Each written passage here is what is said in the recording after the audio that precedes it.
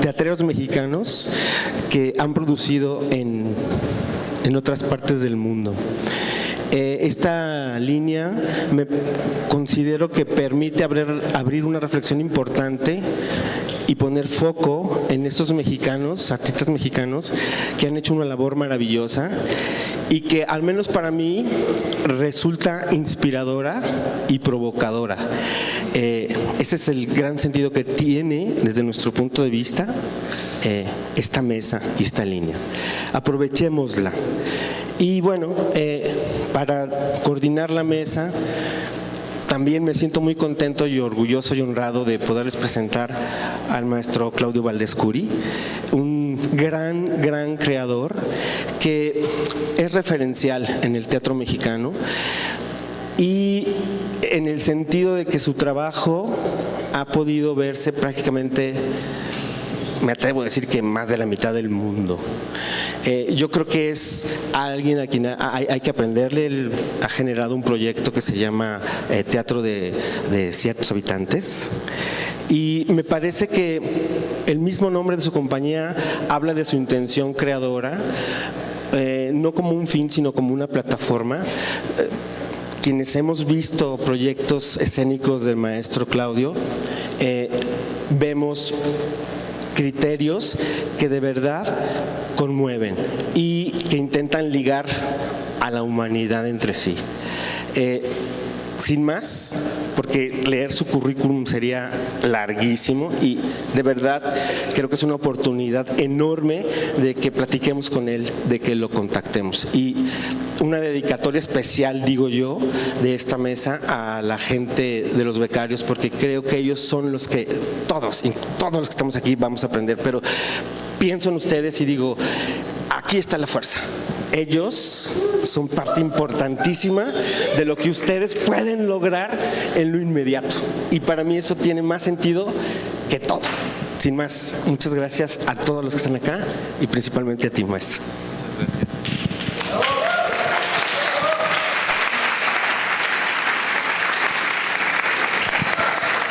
Muchas gracias por esa presentación. Y bueno, me acompañan aquí en la mesa varios artistas que han hecho carrera internacional o que han influenciado o ayudado a la carrera internacional de otros mexicanos en el extranjero, que ya se irán presentando, los iré presentando a cada uno de ellos. Pero creo que el tema es muy vasto y creo que causa mucho interés en los jóvenes. Yo creo que realmente debemos dirigir nuestro discurso a ellos. Hay que pensar muy bien qué les estamos diciendo, porque básicamente ustedes son nuestra audiencia, los becarios. Veo muy pocos creadores, digamos profesionistas de otras edades y menos programadores, así que qué mejor es para ustedes y que sea del mayor provecho posible. Bueno, yo le llamé un poco al trabajo que van a presentar mis compañeros retos y testimonios, es decir, los retos a los que se han enfrentado y los testimonios que son ellos mismos con su trabajo y con su presencia aquí. Y bueno, antes de comenzar digamos a nombrar números, presencias de mexicanos en el extranjero, yo creo que es importante dar un contexto de dónde se da este fenómeno cada vez más presente en los escenarios internacionales del teatro mexicano. Pero bueno, nada más para corroborar, levanten la mano los que son los becarios, por favor. ¿Cuántos profesionales hay? Todos son profesionales o están en vías, pero ¿cuántos son profesionales del teatro? ¿Viven de ello actualmente? Muy bien. ¿Quiénes son académicos? Es decir, ¿quiénes estudian el fenómeno teatral? ¿Todos los que levantaron la mano no son gente que se dedica a estar en el escenario, dirigirlo o escribir? Es decir, vuelvo a preguntar, ¿quiénes solo se dedican al estudio del teatro, al fenómeno, a investigarlo? Bueno, entonces, como siempre, todos son hacedores de teatro, como ocurre en este país. Estamos en la oficina, estamos en el escenario, estamos escribiendo, estamos cargando, siempre estamos cargando. Decía un director mexicano autoexiliado en Austria que si no te gusta cargar, no hagas teatro, porque vamos a cargar toda la vida. Somos gente que siempre llevamos a cuestas muchas cosas. Bueno, he de hablar brevemente y les pido aquí, Concha, a ti después de 20 minutos me callas, por favor. Bien, para que dé tiempo, creo que este tema, más que crear tópicos y de pláticas entre nosotros, creo que hay muchas preguntas de parte de ustedes. Quiero decirles también que aquí no hay un know-how, no hay cómo se hacen las cosas. La carrera internacional es muy compleja y cada quien traza su camino. Yo cuando empecé buscaba las famosas rutas, los famosos circuitos, y fui a visitar a muchas compañías emblemáticas en Latinoamérica y en Europa para aprender de esos circuitos. No existen como tal. Es mucho más complejo y es un reto mucho más interesante que entrar a un circuito. No se trata de eso. Hablaremos, espero, un poco de eso. Pero bueno, el teatro mexicano, ¿qué ha ocurrido en el siglo XX en el contexto internacional? Digamos que antes de la Revolución, el teatro mexicano ya tenía un componente internacional muy interesante. Estas compañías de tandas de María Conesa, Mimi Derba y demás, viajaban a Cuba, a España y a algunos países de Latinoamérica. Este fenómeno obviamente se acabó con la Revolución y con estos grandes cambios. Podríamos hablar que realmente el teatro contemporáneo mexicano viene en la segunda mitad del siglo XX, con grandes creadores, la llegada de Sequizano a México y una generación interesantísima de grandes directores. Muy diferenciado del teatro latinoamericano es el teatro mexicano, que es un teatro de directores. Ahorita hablaremos también un poco de eso. Pero bueno, ¿qué ha ocurrido en esta segunda mitad del siglo XX? ¿Y por qué el teatro mexicano no ha tenido la internacionalización que podríamos decir que merecía o que sin duda hubiera podido ocupar ya muchas plazas anteriormente? Y es que teníamos un país viéndose a sí mismo y construyéndose. Un país que estaba después de una revolución creando infraestructuras. Y es a lo que se dedicó y yo creo que lo logró muy exitosamente, con todos los fallos humanos posibles. Pero bueno, se crea el Instituto Nacional de Bellas Artes, se empieza a hacer esta división por especialidades, se crea luego el sistema de teatros del sistema del IMSS, que ahora nos parece lo más normal decir, llegar a una ciudad y decir en el teatro del IMSS. Esto a los extranjeros les causa mucho interés, es decir, que una nación haya pensado que el teatro es parte de la salud mental del individuo, cosa que ojalá siguiéramos pensando, fue extraordinario. Había realmente una idea muy social de estos próceres Vasconcelos, estos ideadores de la nación. Bueno, entonces, ¿qué ocurrió a nivel de los creadores? Los creadores se dedicaron a crear audiencias con una intención muy clara de educar, tanto dramaturgos como directores tenían esta idea de reflejar mucho una realidad nacional, sobre todo en la dramaturgia, más que en la dirección, y aparecen estas grandes figuras, Emilio Carballido, montones de autores, Mendoza, que escriben sobre este acontecer nacional. Y los directores más bien se dedicaron a un teatro universal que incluía lo nacional. Nombres también muy conocidos para ustedes, Margules, Julio Castillo, Luis de Tavira y demás, que se dedicaron a hacer un teatro siempre universal. No se nos olvide que el teatro mexicano siempre ha sido universal, ha tocado todos los tópicos y preocupaciones humanas, no es nada nuevo. Bueno, esta generación y estas instituciones se dedicaron a construir una nación creciente, con una explosión demográfica gigantesca. Obviamente, solo por números, obviamente se iba a ir mucho más atención a la Ciudad de México. No hay tanto que pensarle ahí. Tan solo por esta cuestión demográfica era obvio que se iba a centralizar la cultura, o se ha centralizado. Bueno, entonces esta generación no se preocupó por el extranjero. Tenía suficiente trabajo en este país, muchísimo trabajo por hacer, audiencias que han crecido exponencialmente, porque bien sabemos que lo más que tenemos en este país son jóvenes, pero también ellos vivieron este fenómeno, entonces no había ni siquiera necesidad. Y luego teníamos un Estado que asumía, con un poco de inspiración comunista, la cultura como parte de su agenda. Es decir, que el Estado tenía que proveer los medios para la creación artística. Entonces, esta generación, que podríamos decir que duró casi 50 años de auspicio gubernamental, no se preocupaba porque sus producciones trascendieran más allá de sus fronteras porque no lo necesitaban. Es decir, esta gente producía y era producida por la institución, se presentaba un público bastante numeroso, en programas igual, programa escolar muy interesante. Entonces no había necesidad ni de grupo ni de salir al extranjero ni a probar fuerzas ni a vender mi producto, no era necesario.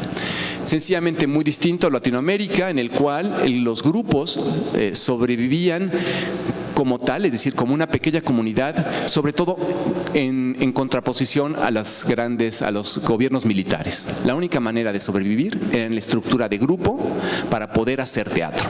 Y este fenómeno fue muy interesante, empezó principalmente en Argentina, este gran éxodo de directores argentinos al resto del continente, fundaron compañías por acá y por allá, cosa que no pegó en México, no prendió la mecha, aunque llegaron muchos argentinos muy interesantes, pero aquí no había necesidad de ello. La estructura de grupo es muy novedosa en nuestro país. Ahora, la estructura de grupo tiene mucho que ver con la internacionalización. Yo tendría que saberme esa palabra, ¿verdad? Pero bueno, con la presencia en el extranjero de mexicanos. Bueno, entonces, lo que ocurrió hasta finales del siglo XX fue muy poca presencia de teatro mexicano en el extranjero, y entre ellos hay una figura muy particular que también todo el mundo tiene referencia, que es Jesús Rodríguez y las divas. Jesús Rodríguez hizo un montaje extraordinario de un Macbeth, que era una cosa sorprendente, y luego hizo una Doña Giovanna en el Teatro La Capilla, que estaba en ese entonces Ofelia Medina y otras actrices de su grupo, y que cuando yo la fui a ver éramos como 7 personas en el público, creo que éramos los mismos que en el escenario, pero tuvieron la fortuna, porque el trabajo lo merecía, de que alguien, que no sé quién, habrá visto el trabajo y empezó rápidamente a presentarse en todo el mundo. Sobre todo el mundo germano tuvo una gran sensibilidad a este trabajo, y una catapulta importantísima fue el Festival de Salzburgo, un festival que en ese entonces era sin duda de los 5 más importantes del planeta, y las lanzó digamos que al estrellato europeo, que se extendió al norte del continente, también al sur, y este grupo de las divas hizo digamos una raya en el siglo XX en lo que es la presencia mexicana en el extranjero. Es nuestro gran precedente, es ese trabajo. Luego vinieron coproducciones, comisiones que les hicieron a las divas, no exactamente con la misma suerte que vivió la Doña Giovanna, pero bueno, la carrera de Jesús siguió por caminos interesantísimos y sigue actualmente todavía con una presencia internacional en distintos foros como directora, como exponente, obviamente en el teatro de cabaret. Pareciera que es casi de la segunda mitad del siglo XX, casi es como lo único que podríamos encontrar como muy relevante a nivel grupo y de una presencia sólida. Claro, aparte de eso, ha habido sí presencia mexicana en distintos foros desde hace muchos años. No es nuevo y claro, está ligado a los foros o festivales con una visión iberoamericana. Y en ese sentido ha habido ciertos festivales que siempre han presentado a México desde hace 30 años, que es el Festival Internacional de Teatro Hispano Iberoamericano de Cádiz, el Festival de Manizales, que posiblemente es el festival más antiguo del continente. Ya tengo aquí mi lista de festivales. Déjenme ir allá. Preferí no leer para no aburrirles, pero... Y claro, ya moví el cursor al revés. Tengo un productor que cada vez que tengo problemas le llamo. Entonces el nombre de Sergio se escucha en nuestra oficina todo el día. No está por aquí. Sergio. Se quedó dormido. Además tenía que estar tomando fotos para nuestro Facebook, porque pues, hay que cacarear todo lo que uno hace para que piensen que uno es muy internacional, por supuesto. Pero bueno, el Festival de Cádiz, otros no tan más jóvenes como el Festival de Miami, el Festival Hispano de Miami, festivales que a su vez han tenido que luchar con muchísimas paradigmas de lo que se cree que es lo que vale el teatro. Entonces, bueno, ya los nombré, el Festival de Bogotá, también muy importante.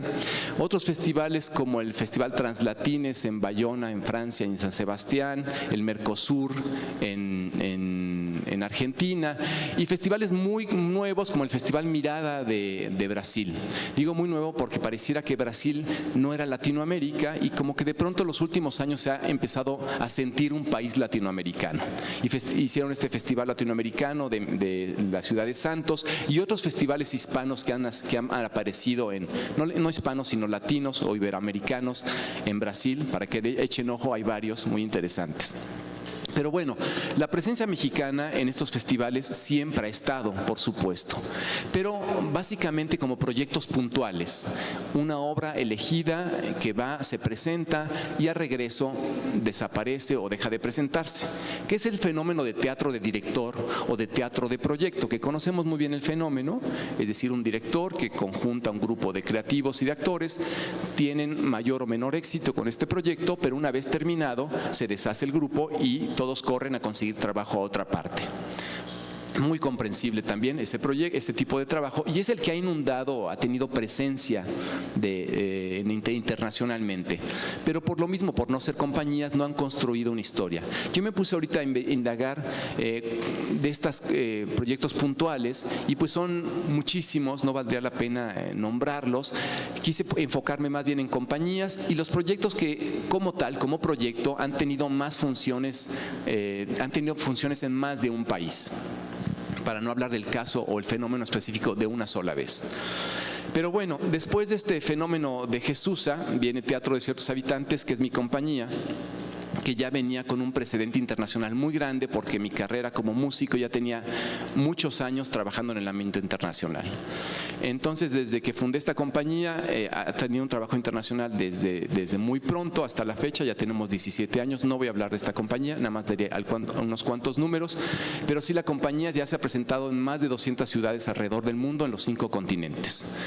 Lo digo nada más, como dijeron, como me interesa que hablemos todos en un asunto como inspiracional hacia ustedes, y es, como les dije, un camino que se ha tenido que forjar con las propias iniciativas, ideas y aprovechar todos los medios que están a la mano. Pero bueno, esta es otra compañía también referente de finales del siglo XX y de estos primeros 15 años del siglo XX. Ahora, ¿qué ha ocurrido mientras tanto? Mientras tanto, ha habido un gran interés de parte de las instituciones en crear la estructura de grupo, que yo creo, como insisto, es muy importante para la presencia internacional, cuando se trata de algo consistente y no nada más que ocurre esporádicamente y desaparece. Entonces, se ha fortalecido mucho, ha habido programas de parte de algunos visionarios, generalmente teatreros, que han estado del otro lado del escritorio y que han dejado su carrera por idear condiciones para que México piense en la estructura de grupo y también en cómo promover el teatro mexicano en el extranjero. Ya ha habido iniciativas como la que inventó Mario Espinosa del famoso México Puerta de las Américas, que fue aventurarse y de pronto decir, bueno, tenemos suficiente material, vamos a abrir un mercado de artes, que es una modalidad, digamos que tendrá unos 20 años esta modalidad del mercado de artes escénicas. En Estados Unidos tiene mucho más, pero para nosotros nos llegan estas ideas como de hace 15 años. Se trata, como ustedes pueden corroborar, no es más que un tianguis, donde se regatea y se ofrece, y es un tianguis, no es otra cosa, pero este es un modelo muy utilizado en Estados Unidos, que se empezó a adoptar o digamos a utilizar en Europa, que antes no se utilizaba. ¿Qué ocurrió entonces con la visión del extranjero hacia México? Bueno, estas compañías o estos proyectos puntuales han ayudado a abrir la brecha, sin la menor duda. Yo siempre he dicho que vamos abriendo brecha los que hemos tenido la suerte de ir al extranjero, y abrimos la brecha para ustedes y para otras compañías. Ocurre que una compañía que va y tiene buena presencia en un país crea una experiencia estética que es indeleble. Inmediatamente el programador o el público hacen un vínculo con ese país, y entonces existe la posibilidad de que pasen otros por esa brecha.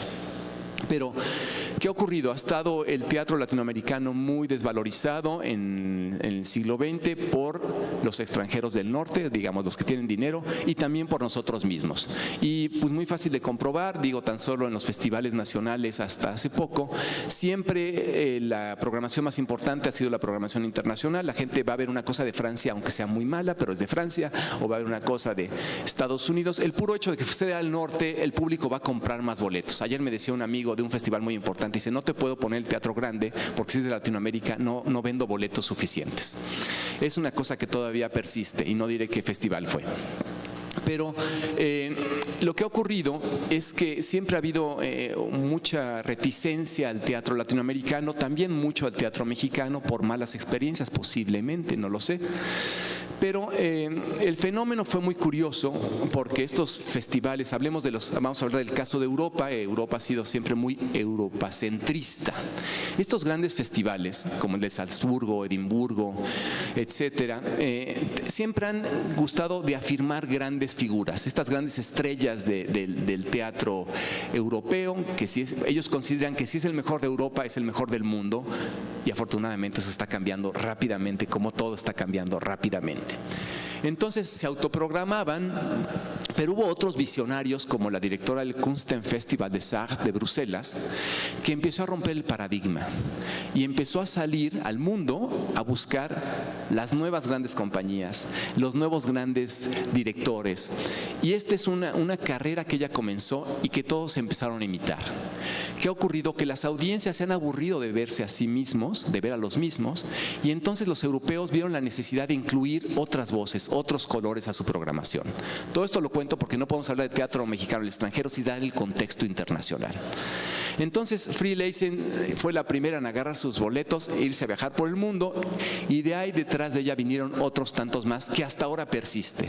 Hay una corriente europea de buscar estos nuevos grandes creadores, que es un poco absurdo, pero ¿por qué?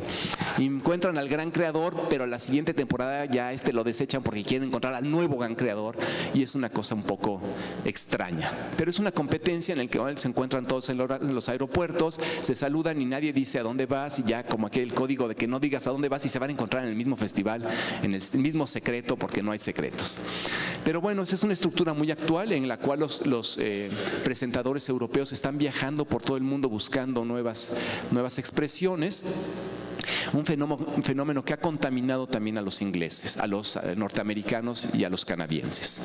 Bueno, Freelazen, en el caso, por ejemplo, de Teatro de Ciertos Habitantes, nos invitó a Bruselas y fue un espacio catapulta para el trabajo de esta compañía. A partir de ahí nos posicionó en un cierto nivel o un cierto núcleo de festivales. Bueno, este festival, que no es un festival de enorme presupuesto como otros festivales de enorme presupuesto en Europa, se vieron a su vez favorecidos, contaminados, influenciados, como quieran llamarle, de estos nuevos intereses de sus audiencias. Se dieron cuenta que estos festivales pequeños empezaban a tener sobre todo renovación generacional. El fenómeno europeo es muy curioso, sigue siendo aún teatro de cabecitas blancas. Es decir, yo siempre que estoy en el escenario veo un montón de cabecitas blancas porque no hay renovación generacional. Y eso siempre ocurre cuando reafirmas grandes estrellas, porque el público va a pagar exactamente por lo que vio, y si no va a estar defraudado. Los artistas van perdiendo mucho porque trabajan para mantener esas audiencias, y toda espontaneidad y toda capacidad de renovación desaparece. Pero estos festivales pequeños que no han tenido ese gran peso, sí han creado nuevas audiencias, y los festivales grandes a su vez han empezado a incluir expresiones latinoamericanas. ¿Qué ocurrió cuando estas personas vinieron a Latinoamérica? Descubrieron que el tercer mundo no es a nivel, podríamos llamarlo tercer mundo a nivel económico, y tengo mis serias dudas, pero no podemos hablar de un tercer mundo cultural. México no es un país de tercer mundo cultural. Imposible, 40 años de arte, 40 siglos de arte mexicano, una cultura milenaria, no se le puede denominar tercer mundo cultural. No existe una expresión artística que sea de tercer mundo, ninguna, ni la más simple, ni la más inmadura, no existe como tal. Descubren un asidero portentoso. Yo digo que el asidero latinoamericano es portentoso, y me detengo en esa palabra, porque lo es. Es decir, encuentran discursos muy bien estructurados en cuanto a la forma, en cuanto a la artesanía y con un contenido potentísimo. Hay necesidad de decir, hay necesidad de cambiar, hay necesidad de compartir, hay necesidad de educar, hay necesidad de gritar, necesidad, que mucho ha perdido el teatro europeo y el norteamericano. Forma, forma, forma, forma, forma, forma. Pero tampoco voy a llegar al mismo estereotipo que han llegado otros. Pero sí, es mucha forma y aquí hay mucho contenido y también hay discursos de inteligencia, de innovación, geniales. Y es lo que descubren los europeos y empiezan a programar. Se nos adelanta el teatro argentino. ¿Por qué? Porque es una nación que el teatro es parte de su vivir diario. Aquí podemos encontrar en todos los pueblos la iglesia, el zócalo, el kiosco, pero en Argentina vas a encontrar, además de eso, el teatro. Es una nación que se forja a través de los italianos y es parte de su diario vivir. De México no lo es una cultura teatral, digamos, a grandes masas. Somos muy pocos los interesados en el teatro, pero somos tantos que son muchísimos los interesados en el teatro y todo esfuerzo merece.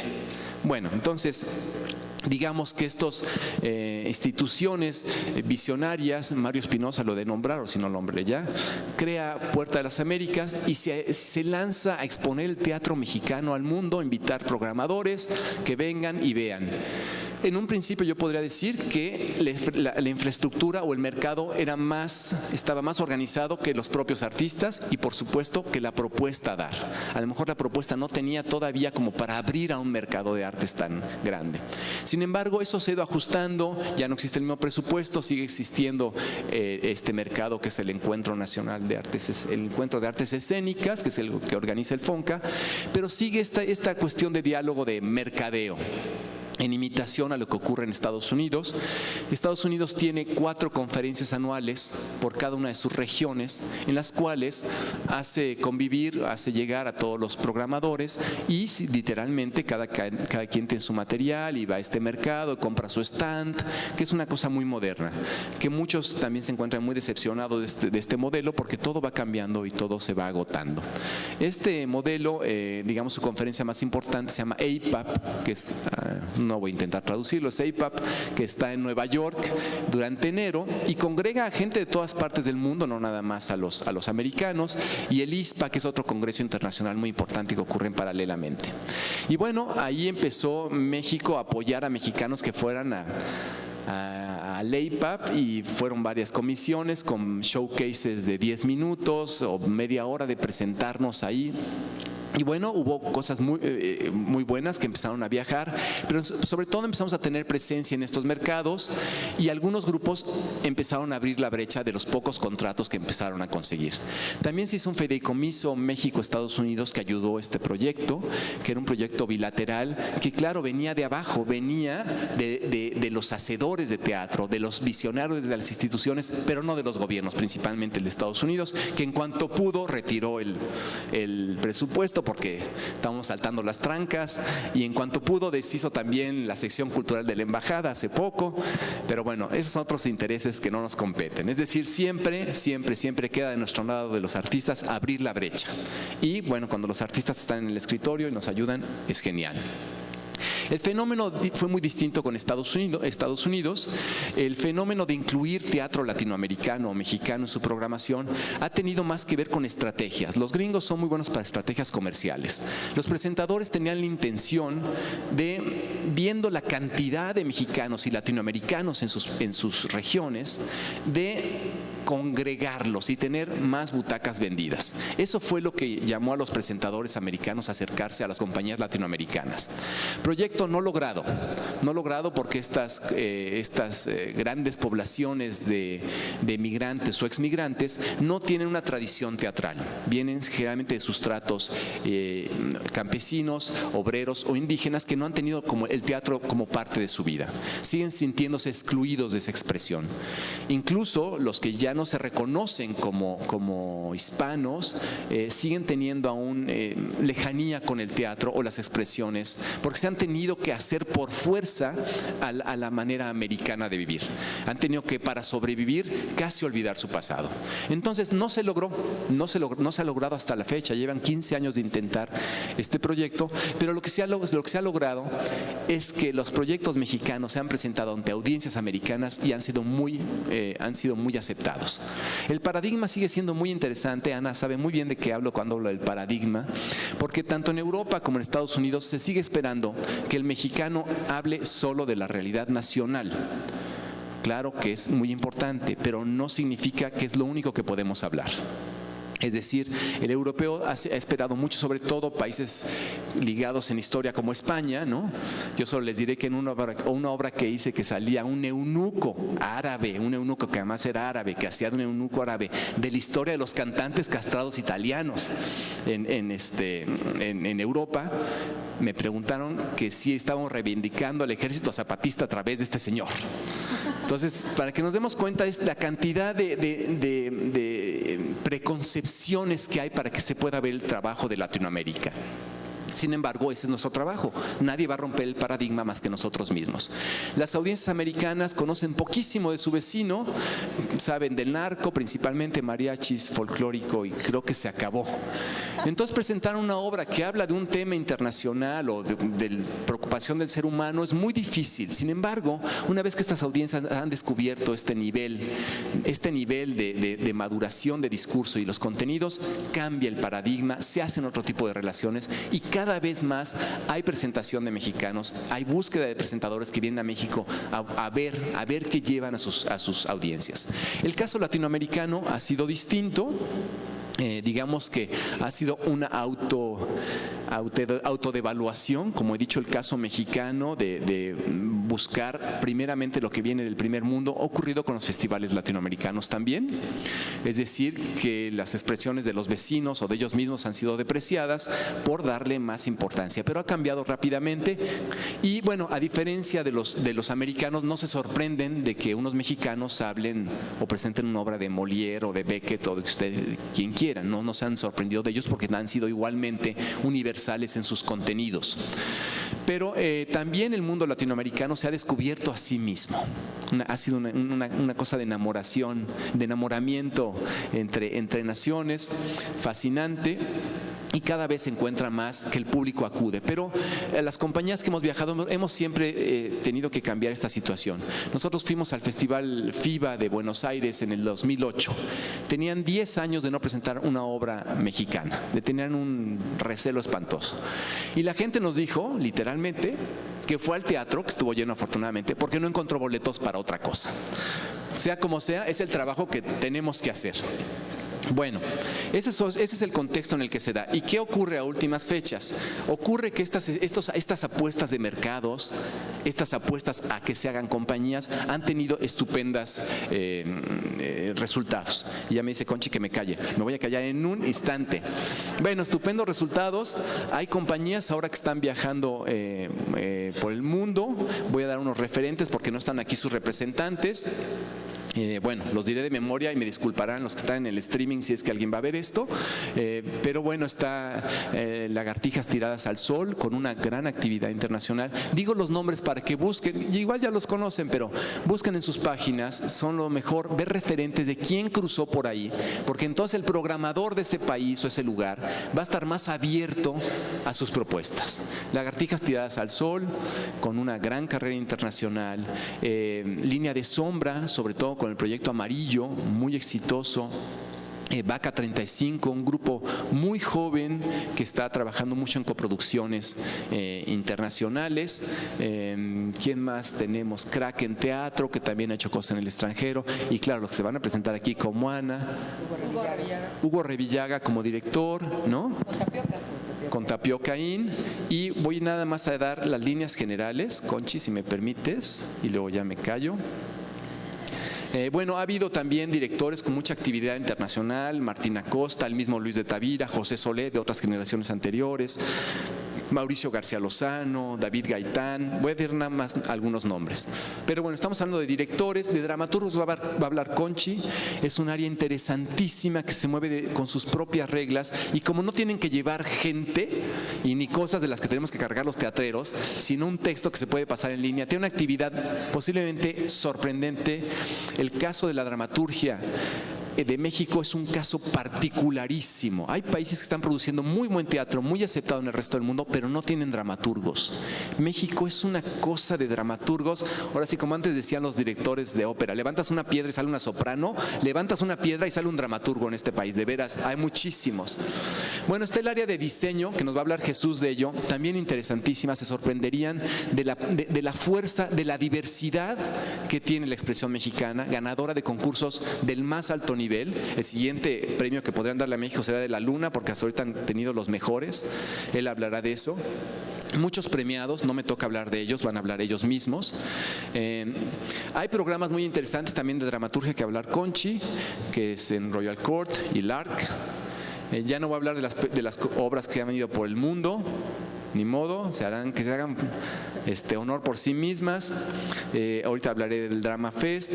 Iniciativas interesantes como el Festival de Teatro Universitario que hizo Enrique Singer con la intención de internacionalizar las redes del teatro universitario con muy buenos resultados.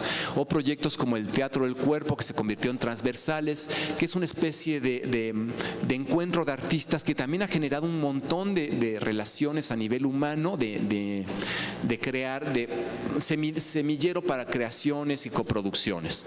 Algunos programas de coproducción internacional que también han de saber, como el de Iberescena, que es muy interesante, en el cual se necesitan por lo menos 2 países, pero bueno, sean por lo menos 30, por lo menos 15 coproducciones. Olviden eso, no dije nada, porque me va a regañar Juan Melia, que él está ahí metidísimo en Iberescena. Y bueno, siempre estos fondos para giras, que siempre es muy difícil saber cuáles son, pero bueno, vienen siendo los apoyos que ha otorgado México tradicionalmente, y cada vez son menos, que son los que da Conaculta, FONCA, INBA, Secretaría de Relaciones Exteriores, la UNAM, gobiernos de los estados en sus respectivos mundos feudales. Y luego la parte de la academia, muy interesante también, que se habla poco, se desconoce, pero la parte de estudios, la parte de qué se escribe del teatro mexicano, lo que escriben los mexicanos sobre el teatro en el extranjero, merecería todo un foro de reflexión, que eso lo sabrán hacer ellos. Por ejemplo, Paso de Gato, publicaciones, Paso de Gato por lo menos tenían como un número como de 40 obras de mexicanos presentadas en el resto del mundo, que han sido publicadas en Paso de Gato, y gracias a eso se están presentando en otras partes del mundo. Bueno, yo voy a dar paso ya a mis compañeros, empezando por Conchi León. Conchi León es un caso muy particular, porque es también directora. Bueno, no tan particular, hay muchos directores dramaturga, directora de Yucatán, que ha tenido un proyecto que también le ha abierto las puertas al mundo. Como todo el mundo hemos tenido un proyecto que ha abierto la brecha. Ella es un proyecto que se llamó Mestiza Power. Genial. Y bueno, le doy el micrófono a Conchi. Gracias, qué amables. Bueno, dice Claudio de casos particulares. Yo creo que todos somos casos particulares. Me emociona mucho pensar que estamos hablando para la gente que está llena de expectativas con respecto a lo que pasa aquí, que quizá no van a ver la mejor muestra, la mejor obra de teatro, pero quizá van a tener una imagen o una frase que les puede acompañar todo el tiempo. Yo, como bien dice Claudio, soy de Yucatán, soy autodidacta. Cuando terminé la secundaria, mi mamá me dijo: tú eres muy tonta, no vas a estudiar la prepa porque vas a reprobar todo. Estudia teatro porque eso está fácil. Y entonces, pues me metí a un taller de teatro. Entonces todo mi trabajo ha sido a partir de talleres y a partir de mi propia terquedad de ir hacia los maestros o hacia los creadores que a mí me interesan y que a mí me dicen cosas y que de una u otra manera me han permitido construir un camino en el teatro. Ya es muy gastado, pero bien dicen que si quieres ser universal, habla de tu aldea. Y yo he podido construir mi aldea universal hablando de lo que pasa en mi pueblo. buscando no convertirlo en un Yucatán Curious, ni en los pobrecitos indígenas, porque yo creo en la mirada del indígena poderoso. Cuando yo estuve en la Muestra Nacional de Teatro hace 10 años con Mestiza Power, pues no tenía yo ninguna expectativa más que presentar mi trabajo y ya. Sin embargo, esta presentación en la Muestra Nacional de Teatro me valió que mi obra se fuera a muchos lugares. Con toda la torpeza que yo era joven, era gordita igual, no, eso no cambió nada, pero era joven, era impertinente, era una mujer que no sabía cómo llevar eso, cómo controlar eso. Inclusive nos invitan al Festival Hispano de Miami y nos niegan la visa. Pues que se chinguen, ¿qué me importa? No voy. Cuando yo debía haber insistido en hacer lo posible para que me dieran esa visa y poder estar en ese festival. Entonces, creo que estos 10 años me han servido para ser un poquito más consciente de que no puedo construir si siempre estoy a la defensiva, que tengo que construir desde otra manera. Mestiza Power es una obra que está en Perú, Estados Unidos, España, es una obra que está traducida al inglés y eso genera muchas perspicacias, inclusive desde Yucatán, porque como una obra yucateca que hasta tiene modismos, palabras en maya, las traducen al inglés. A ver cómo traducen pelaná al inglés, pues no se traduce, se dice tal cual, porque cada pueblo tiene su musicalidad y los traductores no son tontos, para ellos también es importante conservar la musicalidad de cada pueblo. Entonces, una cosa que fue muy importante es que Mestiza Power éramos 3 mujeres, una hamaca y un cuchillo. Entonces a los programadores les venía bien porque una obra de mucha gente, con una gran producción, incluso con caballos, pues nada más Claudio Valdés Curi, ¿verdad? No, yo no era Claudio Valdés, no me iban a llevar. Me llevaron porque llevaba la hamaca y el cuchillo nada más. Y de verdad, con la poca experiencia que tenía, pero tuve la fortuna, que ojalá que es algo que tampoco se pierdan ustedes, yo tuve la fortuna de conocer otros creadores y otros maestros que de alguna manera me fueron orientando, entre ellos el mismo Claudio, que entre las cosas maravillosas, no sé si hemos sido mejores teatristas o no, pero mejores amigos hemos podido serlo a lo largo de 10 años. Estar en otro país para hacer tu trabajo, que no sabes si van a entender. Entonces de repente encontré un ensayo de Claudio donde él decía: la nostalgia no te sirve para nada porque no estás aquí ni estás allá. Y esa frase me acompañó mucho tiempo, porque verdaderamente yo no sabía si mi trabajo estaba pasando o no. La expectativa, después me pedían que yo diera un taller y siendo yo una persona autodidacta no había construido eso. Me dicen después de hacer la obra en la Muestra Nacional: necesitamos tu dossier. ¿Qué? Un video, ¿qué? No tenía yo absoluto, página web, ¿qué? No tenía absolutamente nada de eso y no tenía la menor idea cómo hacer eso. En ese tiempo estaba en la Coordinación Nacional de Teatro Ignacio Escárcega y Luis Nevares, y también yo con mucho gusto admito que Luis Nevares, cuando yo le mandé el dossier, me dijo: esto está horrible, no le va a interesar a nadie, lo voy a arreglar. Tengo que reconocer que sí fui apoyada y acompañada por mucha gente que vio algo en mi trabajo y que dijo: bueno, este proyecto es interesante, vamos a acompañarlo, vamos a construir junto a esta mujer. Cuando llegamos al Festival Internacional de Cádiz también fue muy curioso que nos dijeran justo: qué bueno ver otra cosa del teatro mexicano, porque el teatro mexicano era Luis de Tavira y punto. Entonces saber que se iban abriendo otros caminos, como bien dice Claudio, para nosotros fue muy importante. En algún punto si bien uno puede hacer todo, creo que hay que decidir. Y yo me decidí por la dramaturgia, decidí que iba a ir con los maestros que a mí me interesaban, había leído sus obras, las había visto y pude participar en 3 diplomados de dramaturgia y ir por los maestros que a mí me interesaban. Y eso me abrió otros panoramas. Hay una generación generación de dramaturgos encabezado por Edgar Chías y por Legón, que ellos fueron abriendo brechas desde este Festival de la Joven Dramaturgia, que ya nos sacaron a nosotros porque ya somos dramaturgos chavorrucos, ya no entramos allá, pero ellos están siendo congruentes con su discurso. Entonces, en esa línea de los dramaturgos hay una serie de programas interesantes. El de la Royal Court, que tuvo 2 emisiones en la Ciudad de México, en el Centro Cultural Helénico, donde tienes oportunidad de participar con estos maestros internacionales y tu obra es traducida también. El del ARC, donde la obra también es traducida, que por ejemplo este año no hubo emisión del ARC, platicábamos, Ana, que no, que es lamentable porque es una gran experiencia en Nueva York. Traducen la obra también, se hacen lecturas dramatizadas y cumple 10 años el año próximo, donde todos los años han ido 4 dramaturgos mexicanos, se han traducido sus obras, nuestras obras, y han generado vínculos. Nosotros, después de estar en Nueva York, presentamos la obra en Washington. Boris Schuemann también tiene un proyecto muy interesante, que es la Semana de la Traducción y la Semana Internacional de la Dramaturgia Contemporánea, y ahí se puede conocer un poquito más también.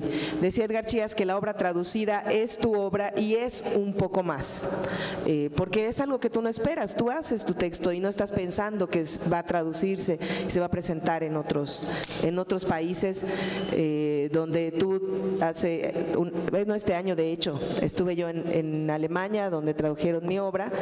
Solo entendí Danke, no entendí absolutamente nada, pero tenía cara de, está padrísimo, esto es bien, ¿no?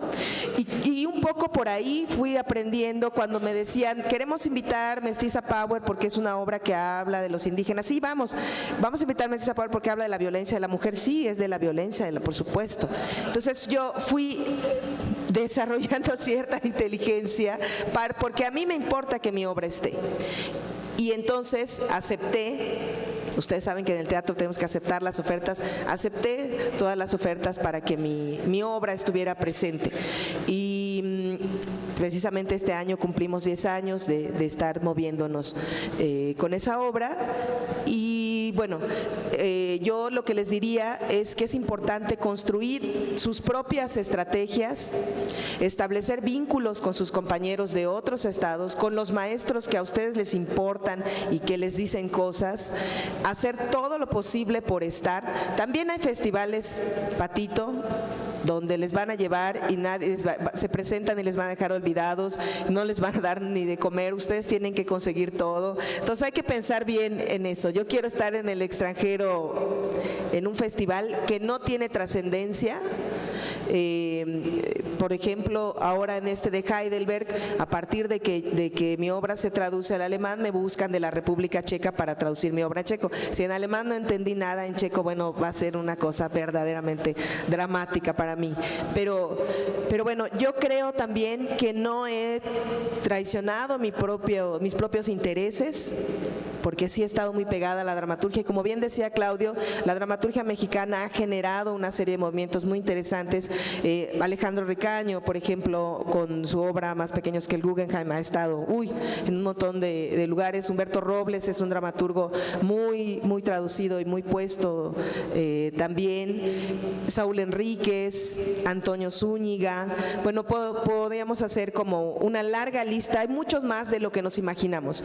La dramaturgia mexicana sí ha generado un movimiento importante y que se ha proyectado en muchos lugares. Entonces, bueno, tener una página web, esa sí, aunque sea Patito, donde les puedan hacer contacto con ustedes, donde puedan ver lo que están ustedes haciendo, es muy importante.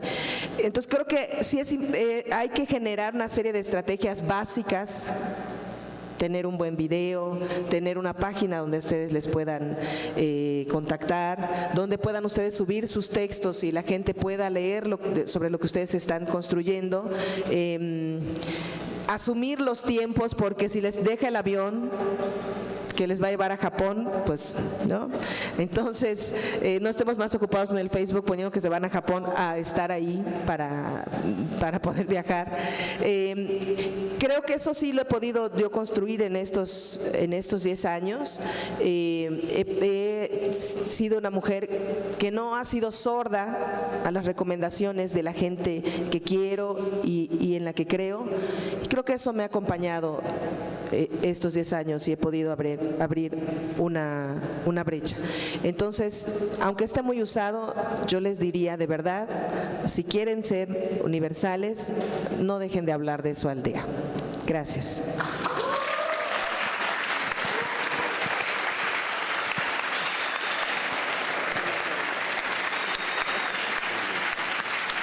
I need a toilet right now. Muy bien. Bueno, como decía hace rato, al principio no existe una manera de hacer las cosas. Realmente uno tiene que inventar las maneras de hacer las cosas y va uno formando su camino, lo va trazando, como el caso de Conchi. Un caso muy particular y que me da muchísimo gusto que esté aquí es Ana Graham, que se fue a meter a la Boca del León. O sea, se fue a competir a Nueva York. No me imagino un lugar más despiadado. Bueno, Ana ha hecho un proyecto totalmente sui generis, muy inspirador, que es un proyecto con 2 pies, un pie en México, un pie en Estados Unidos. Ella de pronto le dije, es muy exitoso tu proyecto. Dice, no siempre, porque claro, ya sabe toda la historia, lo que hay detrás. Pero lo que uno ve es un proyecto muy exitoso, muy aplaudible y me da mucho gusto. Todo lo que presenta Ana siempre está cuidadísimo, pero ¿quién mejor que ella para presentar su proyecto? Gracias, Claudio. Hola. Pues yo les quiero platicar un poco, como decía Claudio, esto es una mesa testimonial, de pronto da un poco de pena de hablar de uno mismo todo el tiempo, pero les quiero platicar un poco de mi compañía Por Piedad. Esta compañía, que es mi compañía y la compañía de otros tantos, es una compañía que nace desde una actriz. Creo que algunos de ustedes se podrán identificar. Ahora es más común. Generalmente el teatro en México lo hacían siempre los directores, eran los levantadores de proyectos junto con las instituciones. Y mi caso particular, cuando yo estudié actuación, primero estudié otra carrera, fue una cosa muy simple. Era una actriz que salió 4 años de la carrera, 4 años después de una generación de actrices buenísimas. Por lo tanto, la posibilidad de tener trabajo era muy poca. Y la posibilidad no solo de tener trabajo, sino de tener el trabajo que yo quería tener como actriz, trabajar con aquellos directores y con aquellos actores y con aquellas personas que hacían el teatro que a mí me gustaba. Desde el principio era muy claro, me gusta el teatro contemporáneo, ese es el teatro que a mí me habla. Y me gustan los temas universales, me gusta reconocerme en el otro. Entonces empezamos, junto con eso y aprovechando que había estudiado otra carrera, que había sido mercadotecnia y negocios, dije, bueno, esto me tiene que servir para algo. Me di cuenta que si estructuras las cosas con visión, es mucho más fácil caminar por ellas. Entonces me basé en una cuestión muy estructurada de hacer esta compañía, muy estructurada, que tenía un objetivo claro, que era teatro que nos habla desde afuera, estando en México. Si cómo me reconozco en el otro, cómo me reconozco en el europeo, cómo me reconozco en el argentino, cómo me reconozco en el norteamericano, porque finalmente todos somos humanos. Entonces, ir a ese principio del teatro humano y decir, ¿y cómo nos ayuda esto? Porque creo que es bien importante también ver para afuera, no estarnos viendo el ombligo todo el tiempo. Entonces, en este ver para afuera, el principio de lo que empezamos a hacer fue a traer dramaturgos contemporáneos muy nuevos que no se conocieran en México y a montar obras a partir de esto. Y así fue como hicimos la trilogía de Sarah Kane, que era una autora sumamente importante que estaba cambiando y revolucionando el teatro no solo en Inglaterra, sino en Europa y en el mundo. Y empezamos a dialogar también con los dramaturgos mexicanos, de que hay que ver qué están haciendo los dramaturgos afuera. Y de ahí pasamos al segundo paso, que era, bueno, ahora hay que ver qué teatro se está haciendo afuera, cuáles son las formas, cuál es el lenguaje que se está utilizando, para no volvernos viejitos. Ahora ya me siento viejita con tantos jóvenes, pero en aquel entonces me sentía joven y guerrera y dije, el teatro tiene que ser moderno, no puede ser aburrido, tiene que estar cambiando, es una cosa viva. Y si no ves que los demás cambian y solamente te estás viendo a ti mismo, te vuelves viejito. con tus mismas costumbres, porque no escuchas. Entonces empezamos a salir a buscar textos, que nos retaran, a la gente con la que quería trabajar, a los demás actores con los que estaba trabajando, a los directores con los que me interesaba trabajar. Y en ese salir y ver obras de otros, también empecé a reconocer el talento y las fortalezas del teatro que tenemos en México. Y de ahí partió un poco de decir, pareciera que no, pero qué buen teatro hacemos en México, qué buenos iluminadores, qué buenos escenógrafos, qué buenos directores. Ya quisieran, en muchos países no desarrollar a sus directores, porque justo hacer este teatro de directores en México ha desarrollado mucho al director. Qué buenos actores somos. Y sí, la falta, y decir, bueno, estamos trayendo allá, estamos dialogando con lo que está afuera, pero también queremos que ellos dialoguen con nosotros, ir a enseñar y darle oportunidades a este talento y demostrar que hacemos tan buen teatro como cualquier teatro que se hace en el mundo de primer nivel. Y de ahí partió la idea de, pues, ¿qué hacemos? Pues vámonos al centro del teatro, que es en Nueva York. Vámonos a donde todo el teatro pasa por Nueva York en algún momento. Todo el teatro que está viajando pasa por Nueva York. No solo el teatro, toda la música. Es un centro muy fuerte donde llega todo y en algún momento pasa. No necesariamente se produce el mejor teatro en Nueva York, pero sí ven el mejor teatro en Nueva York. Y estando ahí empezamos a darle la vuelta un poquito a esta tortilla, ¿no? Ahora, ¿qué queremos? Pues sacar lo que hay en México. Queremos sacar las ideas, el lenguaje que estamos haciendo en México, la iluminación, y partimos de un proyecto muy sencillo que ni siquiera era un texto mexicano, una adaptación de una película italiana de Héctor Scola, que se le ocurrió a Laura Almela y a Daniel Jiménez Cacho hacer un montaje que era muy simple, que era como desnudar a todo el teatro y utilizar las paredes del teatro como pizarrones para dibujar la escenografía. Este montaje tenía muchas cosas. Uno, era una cosa original, no habíamos visto nada parecido en Estados Unidos. Primeramente, en una primera instancia tratamos de llevar a Laura y a Daniel a hacerlo, pero nos dimos cuenta que había que hacerlo en inglés y que había que estar ahí para abrirse esa puerta. Entonces, eso también nos daba una ventaja, estando allá mi cómplice de irme a Nueva York, porque sin él no lo hubiera hecho, que es Antonio Vega, y tomó la dirección artística de la compañía. Dijimos, además, eso nos da la ventaja como actores de poder actuar con acento, porque era una obra italiana. Entonces, del acento italiano al mexicano no hay una gran distancia, pero más allá de eso, no es como que el público lo pueda reconocer, ¿no? Entonces, y era un juego. Si estamos dibujando una ventana, para decir esto es una ventana, pues también podemos decir somos italianos. Y propuse este proyecto, llamó mucha la atención, no solamente eso, era muy barato, y dijimos, vamos a coproducir. No teníamos el dinero para coproducir, pero teníamos el proyecto. Laura y Daniel fueron generosos para regalarnos su idea, teníamos a los actores y requeríamos pues un GIS, y logramos convencer a una compañía norteamericana que ellos rentaran el teatro y hicieran la publicidad. Entonces, de esa manera hicimos nuestra primera producción allá y logramos un poco abrir esta puerta y abrirle a la compañía la curiosidad por ver qué teatro hacíamos en México. No dejamos de hacer teatro en México, decidimos dejar un pie aquí, y esta compañía que encontré, que fue la verdad mucha suerte, que se llama The Play Company, había producido a algunos de los autores que nosotros habíamos producido.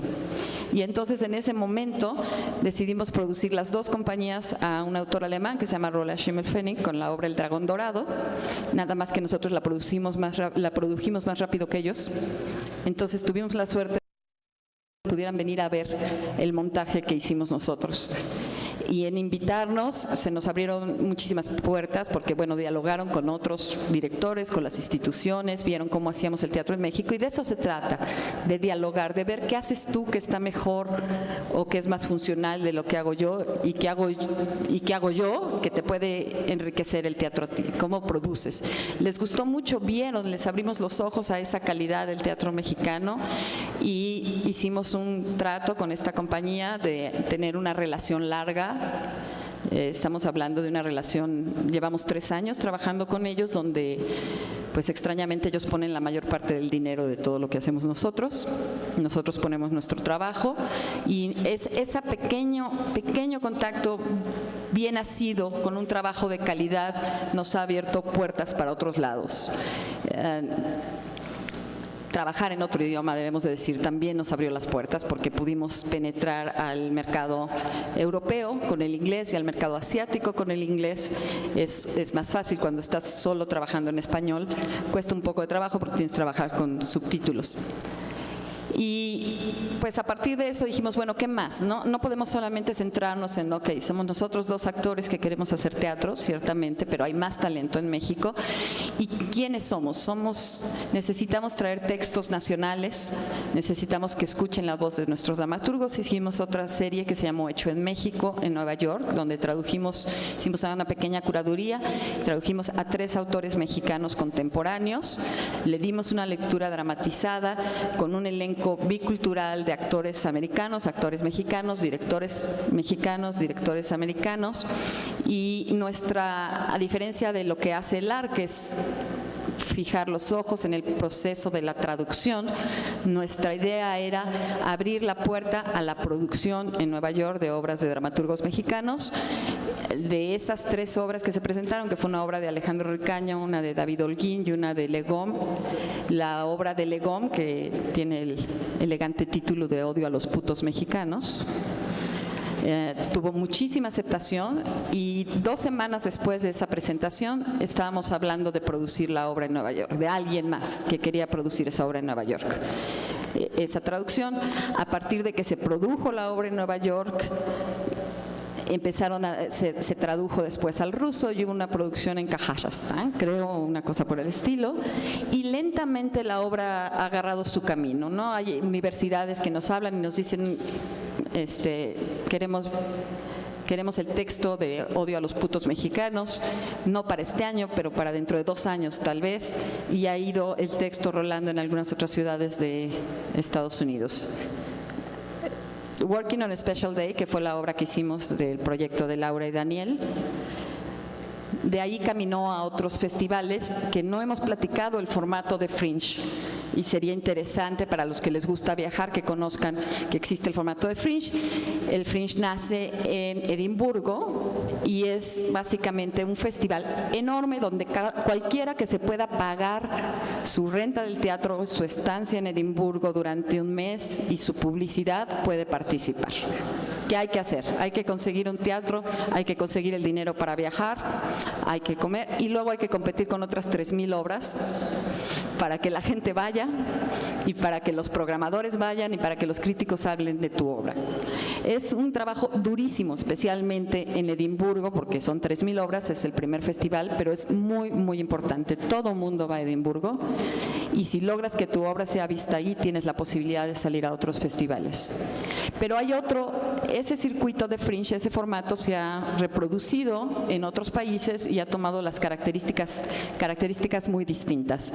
Está el Fringe de Singapur, que es el M1 Fringe, que es un formato completamente de festival, donde ellos te pagan la estancia, te pagan un pequeño salario, hacen una curaduría, pero abren una convocatoria. Todo mundo puede mandar su proyecto al Fringe de Singapur. La única diferencia es que tú tienes que conseguir tus boletos de avión, y bueno, los puedes conseguir con la Secretaría de Relaciones Exteriores, con la Embajada de México en Singapur, con FONCA en proyectos especiales, o puedes hacer esto que está muy de nuevo, fondear para tu viaje, fondearte la manera, pero bueno, ellos te pagan la estancia, y una vez que abres una puerta con un trabajo de calidad, esa puerta quedó abierta. Nosotros presentamos Working on a Special Day en Singapur, y el siguiente año empezábamos a desarrollar este proyecto que vamos a presentar aquí en la muestra el día 20, que se llama El Síndrome de Duchamp, y ese proyecto se los enseñamos en papel a ellos. En papel, dijimos, Antonio está escribiendo una nueva obra que va a tener títeres y va a tener un poquito de clown, un poquito de stand-up comedy, habla de migración, y con eso tomaron el riesgo y nos invitaron a abrir el festival el año siguiente. Entonces hicimos 2 años seguidos en ese festival. Está el al Fringe, que también es muy grande, es el segundo más grande del mundo, que es el de Adelaida, en Australia. Ahí nuevamente tienes que rentar un teatro, tienes que hacer lo mismo que haces en el Fringe de Edimburgo, pero con la ventaja que es un poco más chico. Estás compitiendo aproximadamente con 1000 obras en ese lugar. Pero tiene un público increíble y estás abriendo un mercado y te estás yendo a un mercado que es Oceanía, y ahí vienen todos los compradores de Japón, van a todos los compradores de Asia, que les queda un poco más cerca, van a ir al Fringe de Adelaida, entonces es una presencia interesante. Está el Fringe de Praga, que es un Fringe en inglés chiquitito, 30 obras nada más, y es curado también, abren una convocatoria, pero puedes participar, hacen una curaduría. Pero mucha gente que ya no quiere ir a Edimburgo porque es muy grande y porque no pueden estar todo un mes, prefieren ir a esta curaduría de una semana a Praga. Y entonces probablemente esos programadores que no nos vieron en Edimburgo, donde realmente fue una experiencia muy dura, esos programadores nos fueron a ver a Praga, estuvieron en Praga y nos decían, los queremos llevar al Fringe de Edimburgo, nosotros los producimos, nosotros les pagamos el Fringe de Edimburgo. Y nosotros dijimos, acabamos de estar en el Fringe de Edimburgo y no se paraba un alma, ¿no? Entonces, bueno, va uno aprendiendo un poquito en la práctica, que bueno, a lo mejor hay que empezar con un Fringe más chiquito, invertir más poquito, convencer a alguien de que te pague los boletos de avión, convencer a rentar entre todos y pasarla un poco mal, a lo mejor viviendo en un departamento, 6 personas, el tamaño de la compañía, pero estás en un Fringe donde tienes mayor visibilidad, donde va a salir la crítica internacional, y de ese Fringe a lo mejor ya llegas al siguiente Fringe con las críticas, con los recortes de las críticas, las estrellas, y tienes mayor posibilidad de tener visibilidad y de tener público. Es un formato que les invito de veras a investigar. Es muy interesante, es diferente, se hace de manera diferente en cada país, pero casi hay en todos los países. Un minuto más. Medio minuto. Bueno, y el último proyecto, que fue el síndrome de Duchamp, es donde ya como compañía nos dijimos, bueno, ahora hagamos un trabajo original. Y lo que logramos en el síndrome de Duchamp es tuvimos la inversión norteamericana para producir en México, en colaboración con el Instituto de Bellas Artes, un proyecto original, nuevamente bajo la misma idea, universal, no folclore, que hable de México como seres humanos y del migrante como un ser multidimensional que siente y que piensa y que es inteligente y tiene ambiciones como cualquier otro ser humano. Queremos que vean que los migrantes son exactamente iguales, no nada más es el trabajador de la cocina, no, es un ser humano que siente y que se siente solo en la ciudad de Nueva York. Y el formato muy rápido, el formato que hicimos en este proyecto hicimos un proyecto en 2 idiomas, en México se presenta en español, en Estados Unidos se presentó en inglés, pero todos los creativos, el iluminador, la escenografía, el vestuario, los actores son mexicanos. Y logramos otro lado. Llevamos un proyecto 100% mexicano a tener una temporada en Nueva York como si fuera un proyecto para el público norteamericano. Y bueno, los invito a investigar en su camino, cada quien desde su actuación, desde la dramaturgia, desde el director, a decir, voy a invertir en mi trabajo, voy a tener una visión clara, qué teatro quiero hacer y qué quiero hacer con ese teatro que quiero hacer. Y pues espero que inspire a alguno de ustedes a decir, puedo hacer el teatro que quiero hacer. Requiere de una inversión personal, económica y tiempo. Mucha paciencia. Gracias. Gracias, Ana. Me toca el duro trabajo de verdugo del tiempo y ni modo, voy a tener que darles 10 minutos exactos a los que vienen, si no, no hay posibilidad de que terminemos. Perdón, Ilona, me pediste 13 minutos, a los 10 minutos voy a sonar la campana, ni modo. Me encantaría, creo que el tema da para mucho, ustedes quisieran preguntar muchas cosas, quiero pensar, pero bueno, ha ocurrido este fenómeno extraño que cada vez hay más festivales dedicados a México.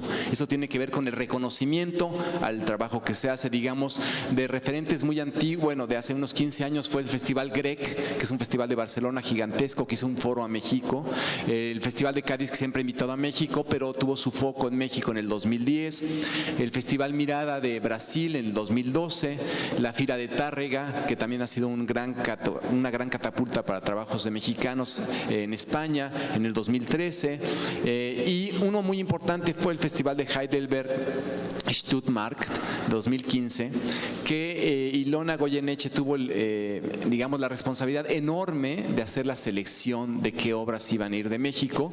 Y a mí me da mucho gusto presentar a Ilona, porque Ilona además tiene una visión muy amplia, no solo porque tiene un origen latino y germano, y porque tiene una experiencia de Chile, del Festival Santiago a 1000, que es un festival referente ahora en el mundo.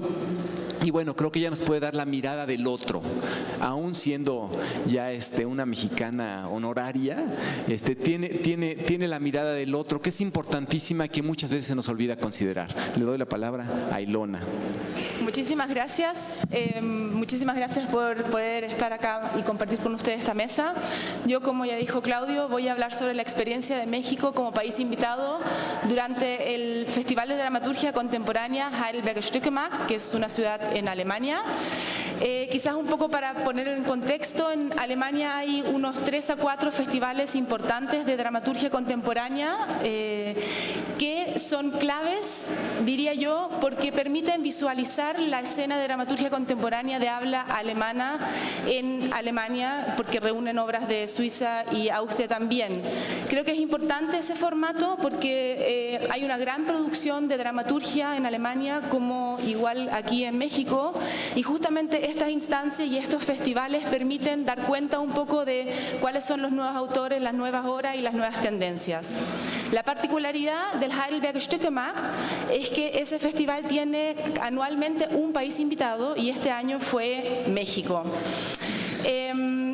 Esto se gestionó a partir del 2013, que se acercaron a mí a través del Goethe Institut para preguntar que les diría, o sea, cuál es el estado en este momento del teatro contemporáneo en México y la dramaturgia contemporánea en México, y qué tan interesante sería llevarlo como país invitado, cosa que obviamente inmediatamente afirmé que sí y que de todas maneras habría que hacerlo.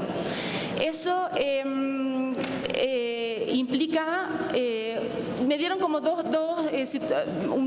una mirada bastante interesante para ustedes también, que da cuenta de que se sabe muy poco del teatro mexicano, por ejemplo, en este caso en Alemania, pese a todas las iniciativas que ya contó Claudio y que siento que en los últimos 2 años se ha ampliado muchísimo más la mirada hacia el teatro en México desde afuera y ha habido muchísimo más circulación.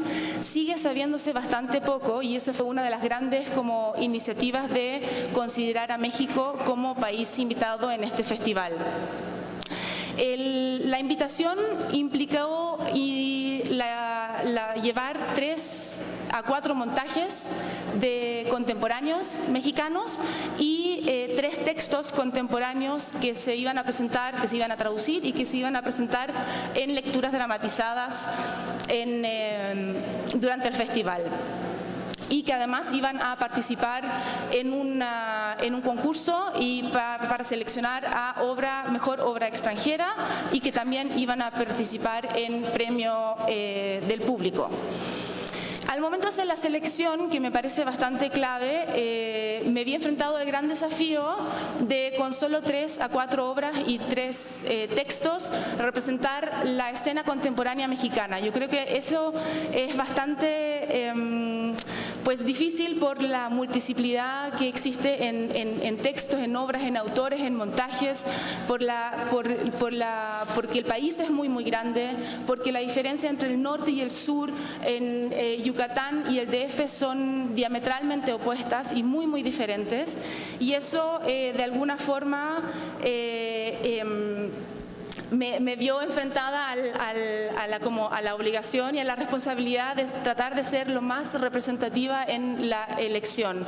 Yo creo que es bastante importante mencionar un poco también de lo que hemos hablado, y creo que en el contexto de esta muestra, en todo lo que se ha hablado hasta ahora y los temas que se han tocado en las diferentes mesas, que la selección no fue por convocatoria. Yo creo que es bastante importante, me parece una práctica democrática importante, pero también peligrosa, porque de alguna forma termina un poco aplanando una escena y no hay un trabajo curatorial dirigido, una apuesta con una argumentación clara de por qué uno elige una obra u otra, y que de alguna forma hay una responsabilidad también en marcar una tendencia o dar cuenta de un estado en este caso, de la escena contemporánea mexicana.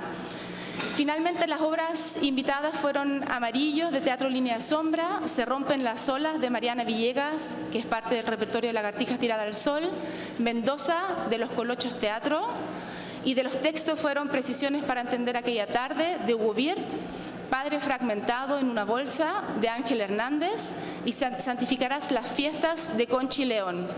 Adicionalmente se invitó un montaje dirigido por David Gaetán, que se llamaba Demasiado cortas las piernas, de una autora suiza, que es un proyecto que nació en el marco de un festival que organiza el Goethe Institut junto con el INBA, en el cual se presentan textos de habla alemana en México que son montados por directores mexicanos. Y que me parece importante porque ahí también interesa mucho desde Alemania, desde Europa, la mirada local, o en este caso mexicana, sobre un texto o trabajando con un texto que no es de acá, sino de, en este caso, Suiza. Y se invitó a Alberto Villarreal como especialista. Me parece importante mencionar los criterios, que lo que hablamos que es un poco el tema de justamente el trabajo curatorial, los criterios que yo personalmente me parecieron importantes considerar al momento de hacer la selección. Uno, clave, la descentralización, no solamente elegir textos del DF o montaje del DF, sino también creadores y dar cuenta de la escena teatral mexicana desde otro punto de vista, y ahí teníamos en este caso a Ángel Hernández y a Conchi León. Me pareció importante tener un equilibrio entre, por ejemplo, agrupaciones consolidadas como Teatro Línea de Sombra o creadores bastante jóvenes como lo que es Mariana Villegas, que llevó su primer trabajo personal. La mirada masculina y una mirada femenina me pareció muy clave, que haya también estos dos puntos de vista. En el caso de, por ejemplo, mirada muy femenina, la autobiografía de Mariana Villegas, la mirada del texto de Conchi León. Es muy importante, y ahí me parece, quiero inmediatamente tocar algo que dijo Claudio, que estoy de acuerdo en no caer en el fomento del folclorismo para exportar, pero sí me parece importante, y ahí concuerdo con Conchi, de cuidar esa mirada local y propia de ustedes como mexicanos desde su propia realidad. O sea, sí buscar una cierta universalidad en sus propuestas, pero también no perder de que finalmente ustedes hablan de su propia realidad y hablan de lo que a ustedes les está aconteciendo. Entonces, en ese sentido, por ejemplo, me pareció importante, obviamente, Amarillo, que habla del tema del migrante, o Mendoza, que a través de la adaptación de Macbeth también tiene una mirada muy particular de la realidad mexicana, como también el texto de Padre fragmentado. Me pareció importante hablar también del tema social, familiar, algo más íntimo, como fue el texto de Precisiones, que habla de las grandes ciudades como es el DF, y Santificarás, el texto de Conchi. En ese sentido, tratar de ser lo más global, lo más representativo posible en la elección. Otro factor importante que también me parece importante mencionar por un poco la dinámica de esta mesa, la selección tampoco no fue guiada por criterios como, por ejemplo, la obra es fácil de transportar. A mí como programadora me pasa mucho ahora de que se acercan y me dicen, mi obra es muy fácil de transportar. Me parece fantástico, pero lo que a mí me interesa es de qué hablan ustedes, cuál es el contenido, cuál es su discurso que ustedes tienen, por qué montan lo que montan, por qué hablan de lo que ustedes hablan. hablan. Y finalmente, secundario es después cuál es la escenografía que hay que transportar y de cuánta gente estamos hablando. Eso como incentivo para ustedes de que ese no sea el criterio de crear y de montar obras. Esto un poco para complementar, me parece interesante el formato del festival que hizo toda una programación complementaria para poner en contexto los montajes que se llevaron. Se hizo una introducción a la escena teatral mexicana, se hizo una mesa de reflexión con la participación de Ángel Hernández, de Jorge Vargas y de Juan Carrillo, que dialogaron con especialistas alemanes. Tuvimos un conversatorio con Alberto Villarreal y además siempre habían conversaciones con el público tras de cada obra. Yo creo que es importante yo creo que los resultados finalmente fueron los que dieron cuenta que fue un programa y una visita bastante exitosa. Por un lado, Ángel Hernández fue la obra ganadora, la obra de Ángel Hernández fue obra ganadora de mejor obra extranjera y que se publicará en una revista alemana. Amarillo, tras de esa invitación, fue invitado ahora en Múnich, ahora en octubre, al Festival de Spielart. Los Münchner Kammerspiele, a raíz de esa invitación de México como país invitado, armamos con ellos ahora, y fue aprobado, una programación mexicana en este teatro, uno de los más importantes de Alemania, en Múnich, para noviembre de 2017, y cuyos dramaturgistas y productora se supone que vienen en camino a la muestra. Se gestionó también, se está armando y se está preparando un proyecto que todavía se tiene que aprobar, de un festival iberoamericano en el cual México también va a tener presencia, y pues lo que contó la traducción de su obra también al checo. O sea, eso también generó varias repercusiones. Como último tema, y de ahí acabo, es que paralelamente se creó, se editó la revista, un número especial sobre México en la revista Theater der Zeit. En Alemania hay dos revistas especializadas en teatro importantes, que es Theater Heute y Theater der Zeit.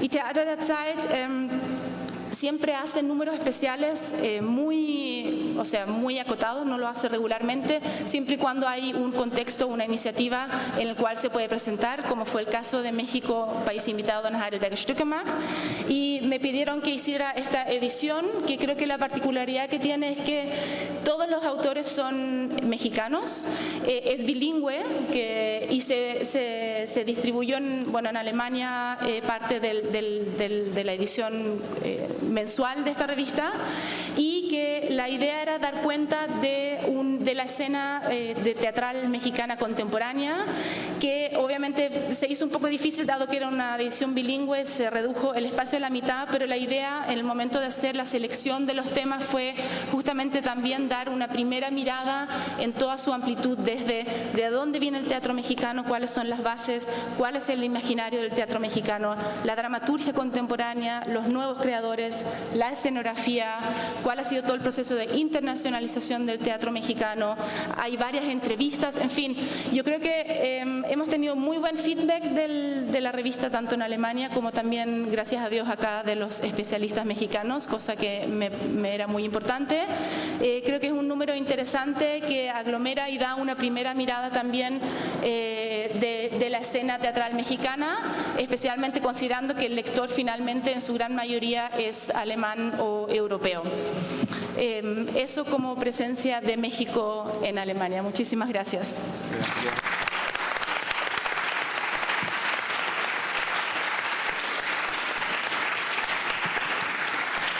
Sin duda aclara mucho la mirada del otro que nos ha dado Ilona en este caso. Y bueno, hay una parte también interesantísima, como dije al principio, todo lo que es el diseño. México siempre ha sido un primer mundo, si hablamos en estos términos, en obra plástica, aún con lo absurdo que digo que es poner esos términos, pero sí, y bueno, Jesús, un connotado escenógrafo, iluminador, será el mejor para hablarnos de estos encuentros internacionales. No sé si abundará en todo lo que han hecho diseñadores en el extranjero, pero hay eventos muy importantes como la Cuadrienal de Praga, el World Stage Design, etcétera. Pero bueno, doy la voz a Jesús. Bueno, en primer lugar, más quería mencionar que el que yo esté aquí es un asunto como de una especie de como nombramiento medio informal dentro del gremio de escenógrafos que se adjudica a un interesado en meterse en esta enorme aventura de organizar y gestionar, administrar, coordinar y organizar la presencia de México en quizá el certamen más importante de diseño del mundo, que es la Acuarrenal de Praga.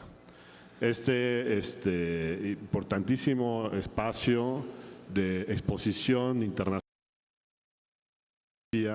iluminación y vestuario, es cada 4 años en Praga.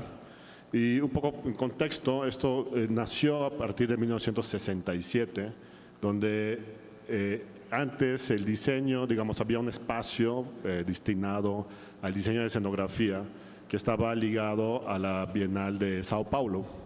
Después de que, como en 4 emisiones, los checos ganaron esas 4 veces los primeros premios en diseño de escenografía, se les ofreció la posibilidad de hacer un certamen especializado en el diseño de escenografía, de las artes escénicas.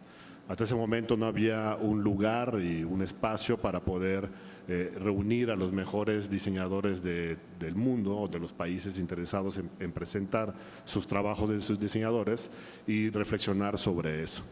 Entonces, los checos se lanzaron a eso. A partir de ese momento, cada 4 años, se realiza este certamen, y en 1967 pues Alejandro Luna, que es nuestro, digamos, como decano de la escenografía mexicana, aunque no le gusta que le digamos así, él estuvo presente, y después de eso México, digamos, la Acuarrenal de Praga tiene 2 grandes secciones, una que es países y regiones y la otra que es la de estudiantes. Desde 1967 México no se presentaba en esta sección de países y regiones. En 1999, a través de una iniciativa de Giovanna Recchia, que ha sido como, creo que la única como interesada en el estudio o la investigación del diseño de escenografía, iluminación y vestuario en México, que trabajaba en el CITRU, pues se le ofreció a Philippe Amann la posibilidad de levantar este proyecto para que México se presentara en la Acuarrenal de Praga en 1999. Hubo una intención, una iniciativa de presentarse en ese momento. Desgraciadamente los tiempos, pues como son estas cosas internacionales, primera vez que se enfrentaban los diseñadores a esta posibilidad, todo era tarde, ya se había pasado el tiempo de inscribirse, en fin. Entonces, bueno, solo un grupo de diseñadores, entre esos el mismo Mosco, creo, fueron, creo que era Víctor Zapatero, el Mosco, Jorge Ballina, Philippe Amann y Mónica Raya, fueron a, digamos, como a visitar esa importante exposición, y pues obviamente se dieron cuenta que era un foro muy importante para, digamos, lanzar de manera internacional la presencia de los diseñadores mexicanos. A raíz de eso se pusieron a trabajar en la siguiente emisión, que era el 2003, en donde Philippe Amann se propuso él mismo de levantar ese enorme proyecto complicadísimo, porque pues, es en la República Checa, muy difícil generar y gestionar. Nosotros como diseñadores no somos especialistas en la gestión de recursos, estamos más acostumbrados como a trabajar en proyectos a los que nos invitan.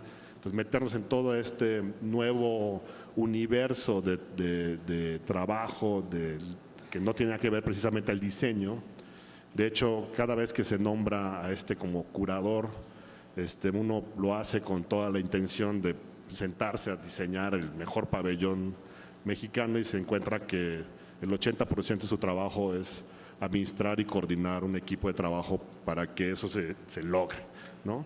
Entonces, en el 2003, México participa ya por primera vez después de muchísimo tiempo en la sección de países y regiones, y pues con la sorpresa que en la premiación se le da una mención de honor a Jorge Ballina, lo cual fue muy sorpresivo para todos, porque pues, obviamente estás compitiendo contra lo más importante diseño mundial. Entonces eso obviamente nos puso a pensar a los mexicanos en que realmente el diseño en México tenía una calidad muy alta y que era importante seguir participando, ¿no?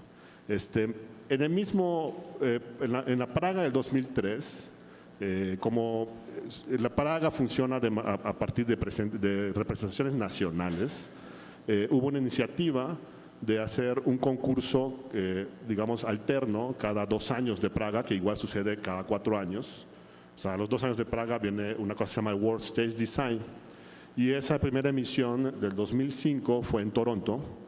Y la gran sorpresa que creo que eso colocó de alguna manera en la mirada internacional a la presencia mexicana fue que los 3 principales premios, la medalla de oro al mejor diseño de vestuario se lo llevó Mónica Raya, la medalla de oro al mejor diseño de escenografía se lo llevó Jorge Ballina y la medalla de oro al mejor diseño de iluminación se lo llevó Philippe Ammann. O sea, entonces, 3 diseñadores mexicanos se llevan los 3 principales premios y eso ya genera una enorme expectativa para las demás presencias de México, en donde obviamente es mucho más responsabilidad e interés de los diseñadores de estarse presentando en esos certámenes, porque además a raíz de eso, pues varios de los colegas han tenido la posibilidad de ir a trabajar con otros directores, con otras compañías, incluso en casas de ópera en otros lados del mundo.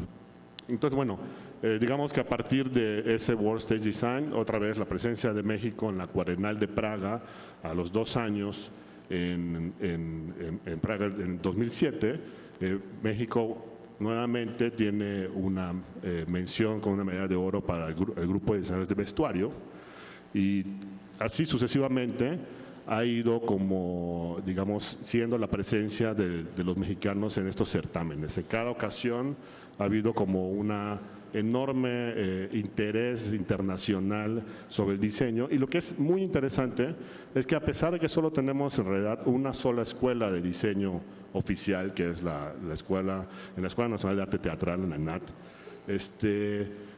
pues eso no ha limitado digamos, la diversidad. De hecho, quizá ha alimentado, podría ser un poco no tan académicamente correcto, el hecho de que haya pues una aparente diversidad como autonomía dentro de la presencia y la formación de los diseñadores, ya que muchos de nosotros venimos, algunos, bueno, la mayoría quizá de la arquitectura, que como Alejandro Luna, Jorge Ballina, en mi caso, de hecho, que se han acercado a las artes escénicas y que se han quedado en esa área como diseñadores, otros que han empezado como la dirección, otros como diseñadores de vestuario que han llegado a través de la danza y se han quedado a trabajar en el diseño, y así como que digamos un poco autodidacta, algunos han empezado como de manera muy, muy personal y muy autónoma a generar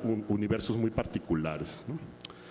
Entonces, bueno, eso también es algo muy importante. Y lo otro es que el World Stage Design es algo que es bien interesante, a diferencia de Praga, que es como una presencia nacional, es el pabellón y la organización de la selección se decide en México con el curador y un grupo de digamos, asesores o co-curadores que ayudan como a hacer esta selección, a veces por convocatoria, otras veces no, dependiendo de cada emisión. El World Stage Design se maneja de manera diferente. Uno manda, cualquier diseñador del mundo, se abre la convocatoria, manda sus trabajos y un jurado internacional se encarga de seleccionar los 100 mejores trabajos de alrededor de 1.200, 1.500 que se reciben. Y desde el 2007, digamos, a partir del 2005 que ganaron los mexicanos, desde 2007, siempre entre los 5 países con más representación son los mexicanos, ¿no? Siempre hay entre 7 diseñadores, 8 diseñadores que están seleccionados entre los 100 mejores trabajos. El último que fue, bueno, además de World Stage Design se rota esa sede. En 2005 fue en Toronto, luego en Seúl, en Corea, en 2009, y en 2013 fue en Cardiff, capital de Gales, en Reino Unido. El que viene en 2017 será en Taipei. Entonces, pues esa digamos, tan nutrida participación o selección de diseñadores mexicanos, pues llama mucho la atención. En esta ocasión también la presencia del pabellón de México en Praga pues era como muy solicitada por los acreditados y los visitantes de la exposición. Iban muchos exprofeso a visitar el pabellón porque saben que siempre ahí hay como cosas muy interesantes que ver, ¿no? Bueno, en esta ocasión, otra cosa que es muy interesante es que, y eso ha generado, ahorita estamos como en contar un poco como las cosas, las líneas curatoriales, es que en esta ocasión Praga se lanzó como a la posibilidad de expandir más la posibilidad de la discusión sobre el diseño del espacio escénico.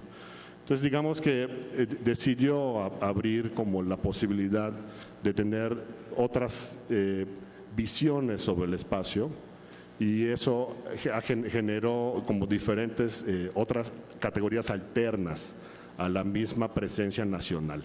Entonces hubieron 4 en el 2015, además de la sección de países y regiones que yo coordiné junto con Eduardo Bernal, que fue un curador, co-curador conmigo, que invité a esta ocasión porque normalmente el escenógrafo se lanza esta tarea de curar la exposición, y pensamos que no siempre es tan atinado porque no somos especialistas sobre el tema y siempre es muy interesante tener otras voces.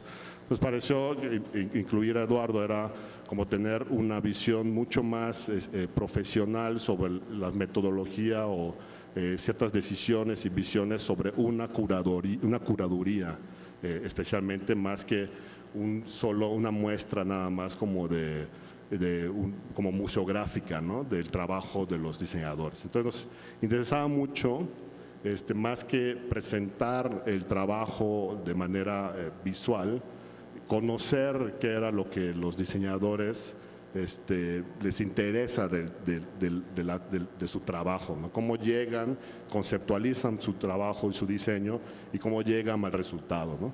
Entonces, como entrar a esa reflexión sobre sus procesos era algo que nos interesaba mucho. Entonces, digamos que para abrir esta como reflexión de los posibles caminos diversos que podemos, hacia donde podemos apuntar nuestro diseño, justo las prácticas escénicas que estamos creo que en un momento crucial de transformación o de exploración de otras posibilidades, y justo la Cuarenal de Praga responde a eso, a pesar de que ha sido toda una polémica porque pareciera que quisiera acercarse, o sea, en algún momento estaba ligada como a las artes visuales y luego se separó de ella, lo cual nació la Cuarenal de Praga.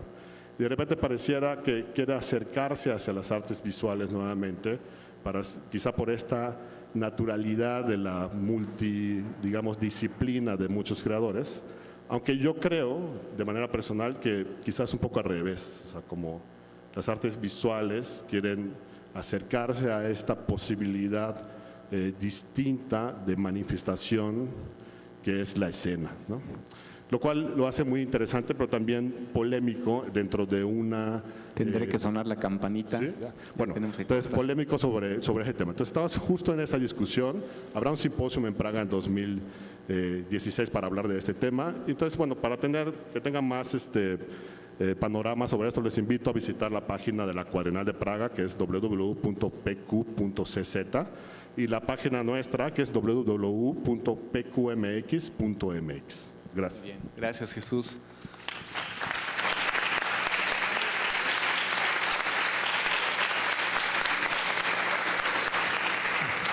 Jesús ha hecho un recuento de un trabajo enorme que viene haciendo atrás, que nada más le doy 10 minutos, pero podría platicarnos realmente muchas cosas. Bueno, y hay un asunto bien interesante, y es todo este trabajo que hacen los intérpretes.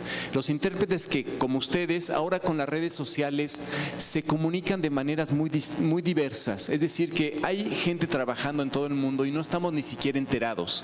Seguramente ustedes tienen conexiones con otros intérpretes o directores del mundo, y hay también también a nivel intérpretes, a nivel espectáculos unipersonales, hay casos extraordinarios como el de Esteban Castellanos, que está aquí sentado enfrente y que han construido carreras internacionales muy interesantes.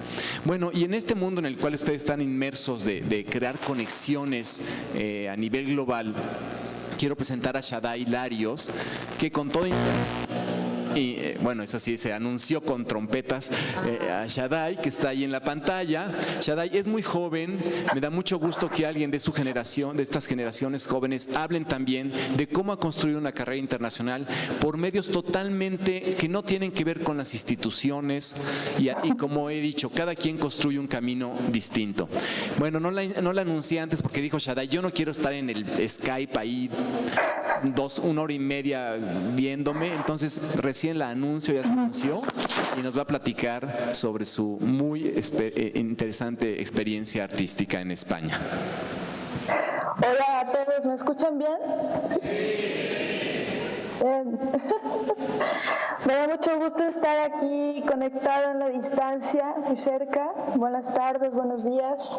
Voy a ser breve, voy a contar un poco de mi experiencia como creadora. Me gustaría hablar de un proyecto en concreto, aunque yo empecé con todo esto cuando me vine a estudiar a España, bueno, a Barcelona en el 2003, un doctorado. Hice muchos experimentos sin ningún apoyo nunca, siempre de manera independiente, más paralela al proceso teórico. Y yo puedo decir que no fue hasta hace un año que me asocié con una compañía española que se llama Los Hermanos Oligor, que trabajan más que nada en mecanismos, autómatas, una especie de teatro de objetos. Me asocié con ellos y hicimos escena. La escena de 2014 nos cedieron y fue así como hemos empezado una especie de proyección inesperada que en realidad ha comenzado por un interés. Nuestro proyecto se llama La Máquina de la Soledad y es un proyecto fundamentado en el objeto carta y en cómo generar comunidades con carteros, escribanos, muchas modalidades de cartas, cómo generar estas comunidades a partir de este objeto. Lo nuestro es teatro de objetos documental, con lo cual por donde pasamos, que en este momento llevamos, pues no sé, en 14 meses hemos hecho ya 20 ciudades, 20 contextos distintos y continúa la cuestión, principalmente aquí en España. Vamos abriendo contacto con Correos de España y entonces vamos generando encuentros con telegrafistas jubilados, carteros jubilados y distintas comunidades que quieren venir a compartir también puntos de vista de la ausencia, de seres ausentes. Y bueno, quisiera compartirles que cuando nosotros estrenamos era 26 de septiembre del 2014, justamente el día que fue lo de los desaparecidos de Ayotzinapa, y eso generó en nosotros una serie de cuestionamientos, de incomodidades, de inquietudes, principalmente aquí, mexicana. ¿Qué sentido tenía hacer lo que estoy haciendo en este momento en todos estos contextos internacionales? Bueno, en realidad es España, no estaba más que en España. ¿Qué sentido tenía estar haciendo esto, generar este tipo de unidades de afectos, siendo como está el país en este momento, ¿no? A mí me interesa mucho plantear estas preguntas. No tengo respuestas, pero cada noche hay activación de la máquina de la soledad.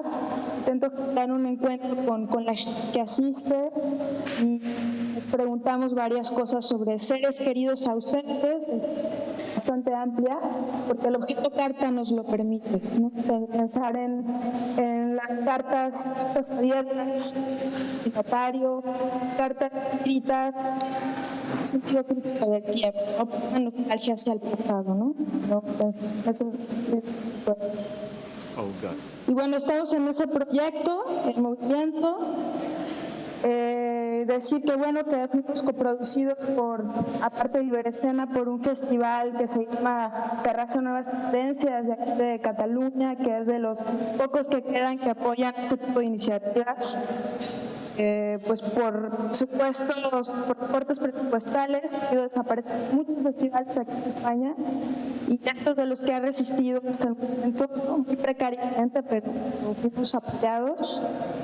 Porque mi socio, Oligor, tiene una peculiaridad, solamente hizo una obra, y con esa obra giró durante 2 años por casi todo el mundo. Y entonces esta es una producción que hizo conmigo y había mucha expectativa al respecto. Mucho principalmente del circuito de los títeres, pero no hemos cumplido las expectativas de los titiriteros, porque ha sido un teatro de objetos un poco diverso, en donde solo se anima con las manos, también con los afectos del objeto. Y bueno, nada, aquí estoy, podemos seguir dialogando si quieren preguntar algo y nada más. Muchas gracias, Shaddai.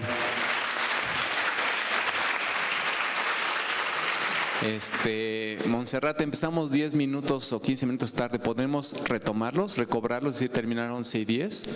Porque quiero pensar que hay muchas preguntas y sería el momento. Y si no, terminamos a las 11. Si no hay preguntas, terminamos a tiempo. Entonces, por favor, si alguien tiene preguntas o me equivoqué por completo.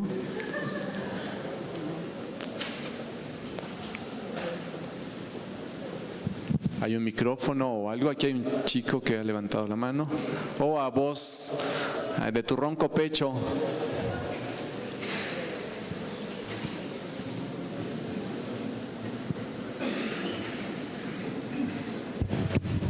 Gracias.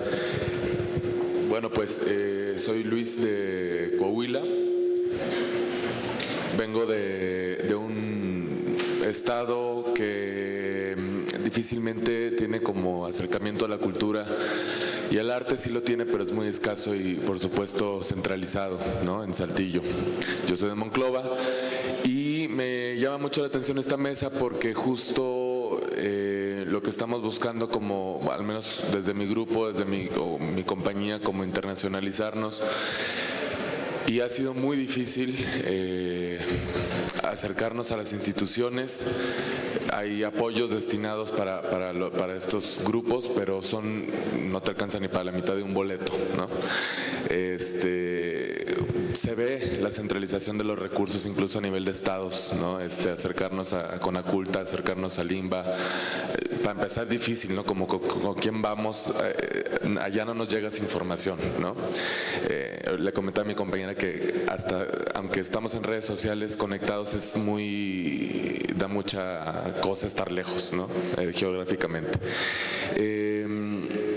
Sí es cierto que viajar abre estas puertas, pero ¿cómo conseguir? Y creo que un poco más la pregunta para Ana. Digo, lo hemos hecho de quedarnos en departamentos, de pasar sin comer, nos pagamos nuestros boletos, le talachamos mucho, pero ¿cómo ir buscando? Pues un poco no dejar de trabajar para conseguirlo, pero sí, tener mejores condiciones para poderlo hacer, ¿no? Mucho depende de los festivales que te invitan, ¿no? A lo mejor puedes quedar seleccionado, pero el cómo llegues es tu problema y cómo te vayas también, ¿no?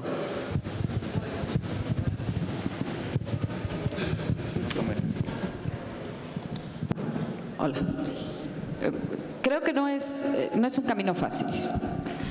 Creo que lo principal primero es en tu país estructurar. Yo lo llevaría todo a estructura. Tienes que estructurar tu compañía, porque si no, nada más es como pedir apoyo si son eventos aislados y los apoyos se van un poco deshaciendo en esos eventos aislados. Necesitas una estructura como compañía crearte un prestigio como compañía, y creo que ese prestigio se empieza creando localmente primero, ¿no? Si, para recibir los apoyos siempre es como, siempre se los dan a los mismos, y yo siempre digo, bueno, es que los mismos son los que tienen los proyectos presentados de una manera que se ganan los apoyos, y siempre tienen un proyecto. Entonces, lo primero es, en donde estás, en el lugar en donde estás, tienes que empezar a estructurar tu compañía, a tener una misión como compañía para que no pierdas foco, a tener una planeación a corto, a mediano, a largo plazo, y a partir de eso, y a tener un producto. Porque uno puede tener muchas ganas de viajar, pero tu producto tiene que ser muy bueno, porque a la hora de viajar tienes que competir con el resto del mundo. Entonces te pueden dar un apoyo, pero si te vas a ir a perder en medio de 3,000 otros proyectos, probablemente ese apoyo, si ese apoyo no genera otras cosas, es difícil que consigas otro apoyo. Ahora, fuentes de financiamiento son variadas. Por ejemplo, para ir a Edimburgo, siempre tienes que sumar los apoyos. Es muy difícil hacer una cosa con un solo apoyo. Para ir a Singapur, la última vez que fuimos, primero teníamos ya una producción. Esa producción ya teníamos dineros de nuestros coproductores en Estados Unidos, dineros propios, dineros de Limba para hacer la producción. Después viene la invitación al viaje y necesitamos 6 boletos de avión. Nadie te da 6 boletos de avión. 2 nos los da la embajada de Singapur, la embajada mexicana en Singapur, y eso un poco nos ayuda al mismo festival a gestionar allá. Otros 2 nos los da Relaciones Exteriores aquí, se los pedimos directamente a Relaciones Exteriores, y lo demás lo pagamos con un apoyo de Jalisco, de Proyecta, porque el autor de la obra es de Jalisco y eso fue muy afortunado, él podía participar en esa convocatoria. Entonces, tienes siempre que estar sumando apoyos, eso es inevitable. Y claro, pues entre más alejado estás de los apoyos, es más difícil, pero ahora con el Internet, las convocatorias siempre están ahí. Tiene uno que irlas a buscar, tienes que abrir y pensar en la palabra que se te ocurra, festivales internacionales, fringe, y ver qué hay, ver qué ofrecen y ver dónde cae tu proyecto. Pero y hay apoyos, ¿no? El Anglo apoya para ir a Edimburgo, apoya para ir al festival de Brighton también. Get apoya para hacer algún tipo de cosas con Alemania, pero sobre todo es producto. Un buen producto, darle visibilidad en el lugar en donde estás primero. Si en el lugar en donde estás tienes mucho éxito, seguramente invita a alguien, invierte en esa invitación. Entonces voy a invitar a alguien de otro lado que me pueda llevar a otro lugar, ¿no? Y después se encadena. Al principio es muy duro, pero después se encadena, ¿no? A partir de Praga, nosotros nos surge una invitación que todavía no se ha concretado, pero a Sudáfrica. A partir de las presentaciones en Nueva York, nos compran la obra para ir a Massachusetts. A partir de Massachusetts nos invitan a Canadá, nos invitan a otro lugar, nos invitan a Miami. Se va como encadenando. Lo más difícil es empezar. Allá.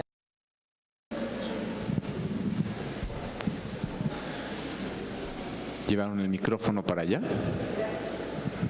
Bueno, no sé. Bueno, pues buenos días. Muchas gracias por concederme el uso de la palabra. Creo que coincido en que sí es bien importante hacer una selección de acuerdo a la visión de cada grupo, una selección de los festivales en los que conviene a la compañía, interesa a la compañía participar. Y bueno, pues el asunto del financiamiento para los pasajes y eso es siempre algo que, por ejemplo, a mi compañía siempre nos ha detenido un poco, ¿no? Es cómo nos comprometemos a estar en un festival si no tenemos la total seguridad de que vamos a poder obtener el recurso para ir. Es como estar matando cada vez las ilusiones de viajar, ¿no? Cuando una compañía las tiene, ¿no? Cuando es su expectativa. Esa es una reflexión que yo hago a partir de lo que estoy escuchando aquí y también lo que he escuchado de mis compañeros, sobre todo los compañeros jóvenes, que su expectativa está en viajar, ¿no? quiero hacer como un paréntesis para decir que en Querétaro hay una compañía que fue invitada a el Festival de Teatro para el Fin del Mundo. Está invitada a hacer una gira por Sudamérica a 3 países.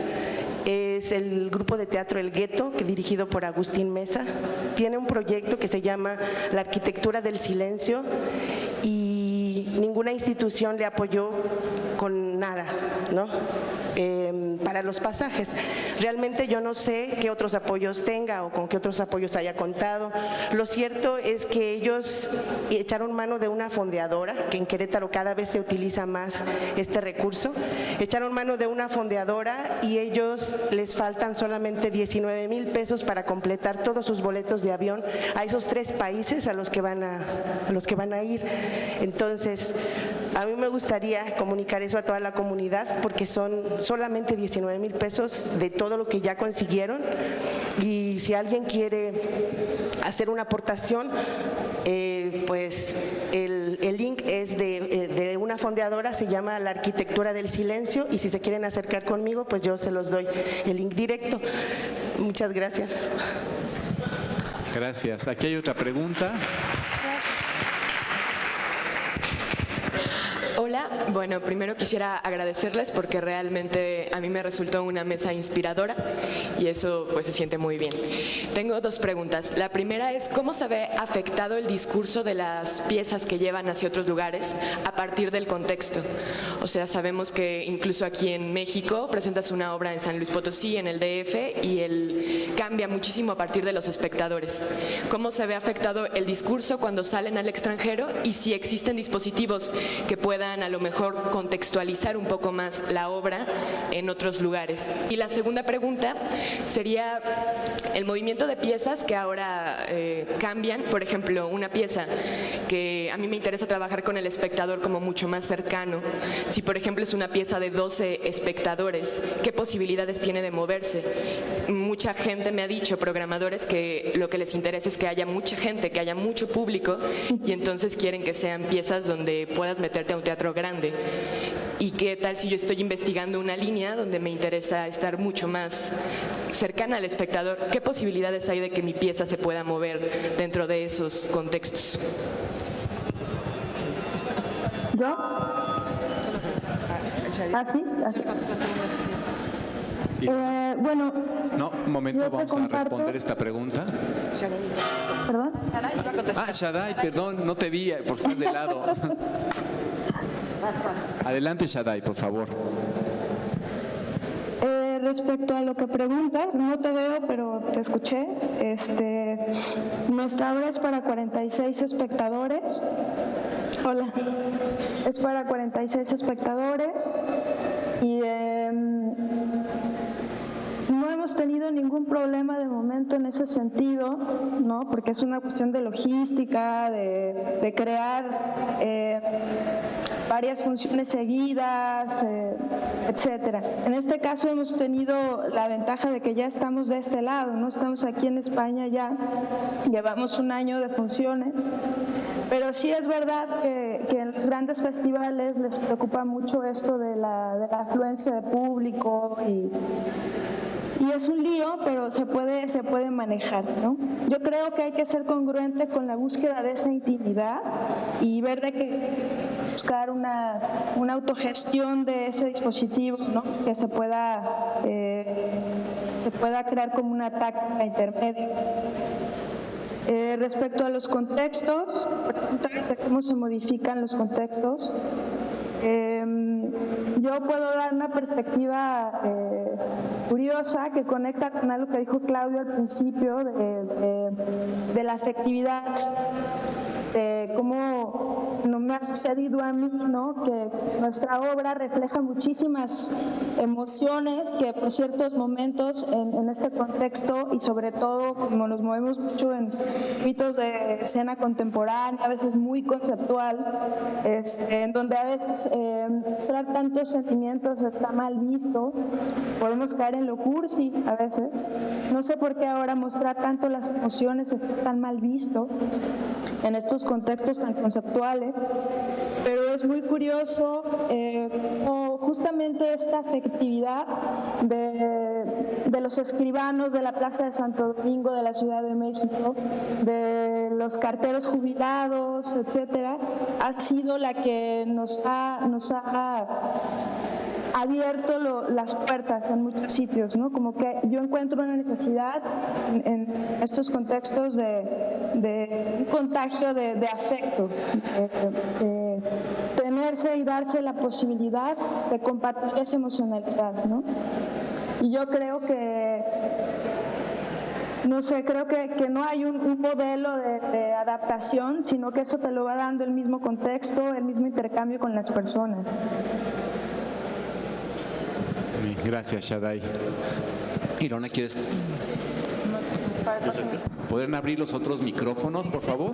Ahora, con respecto a la primera pregunta, por lo menos la experiencia que yo tuve ahora en la programación que armamos para Heidelberg y la que estamos preparando para München, para el teatro en München, es que lo ideal sería que cuando se hace una programación o se lleve una obra, haya un programa que acompañe y contextualice la obra.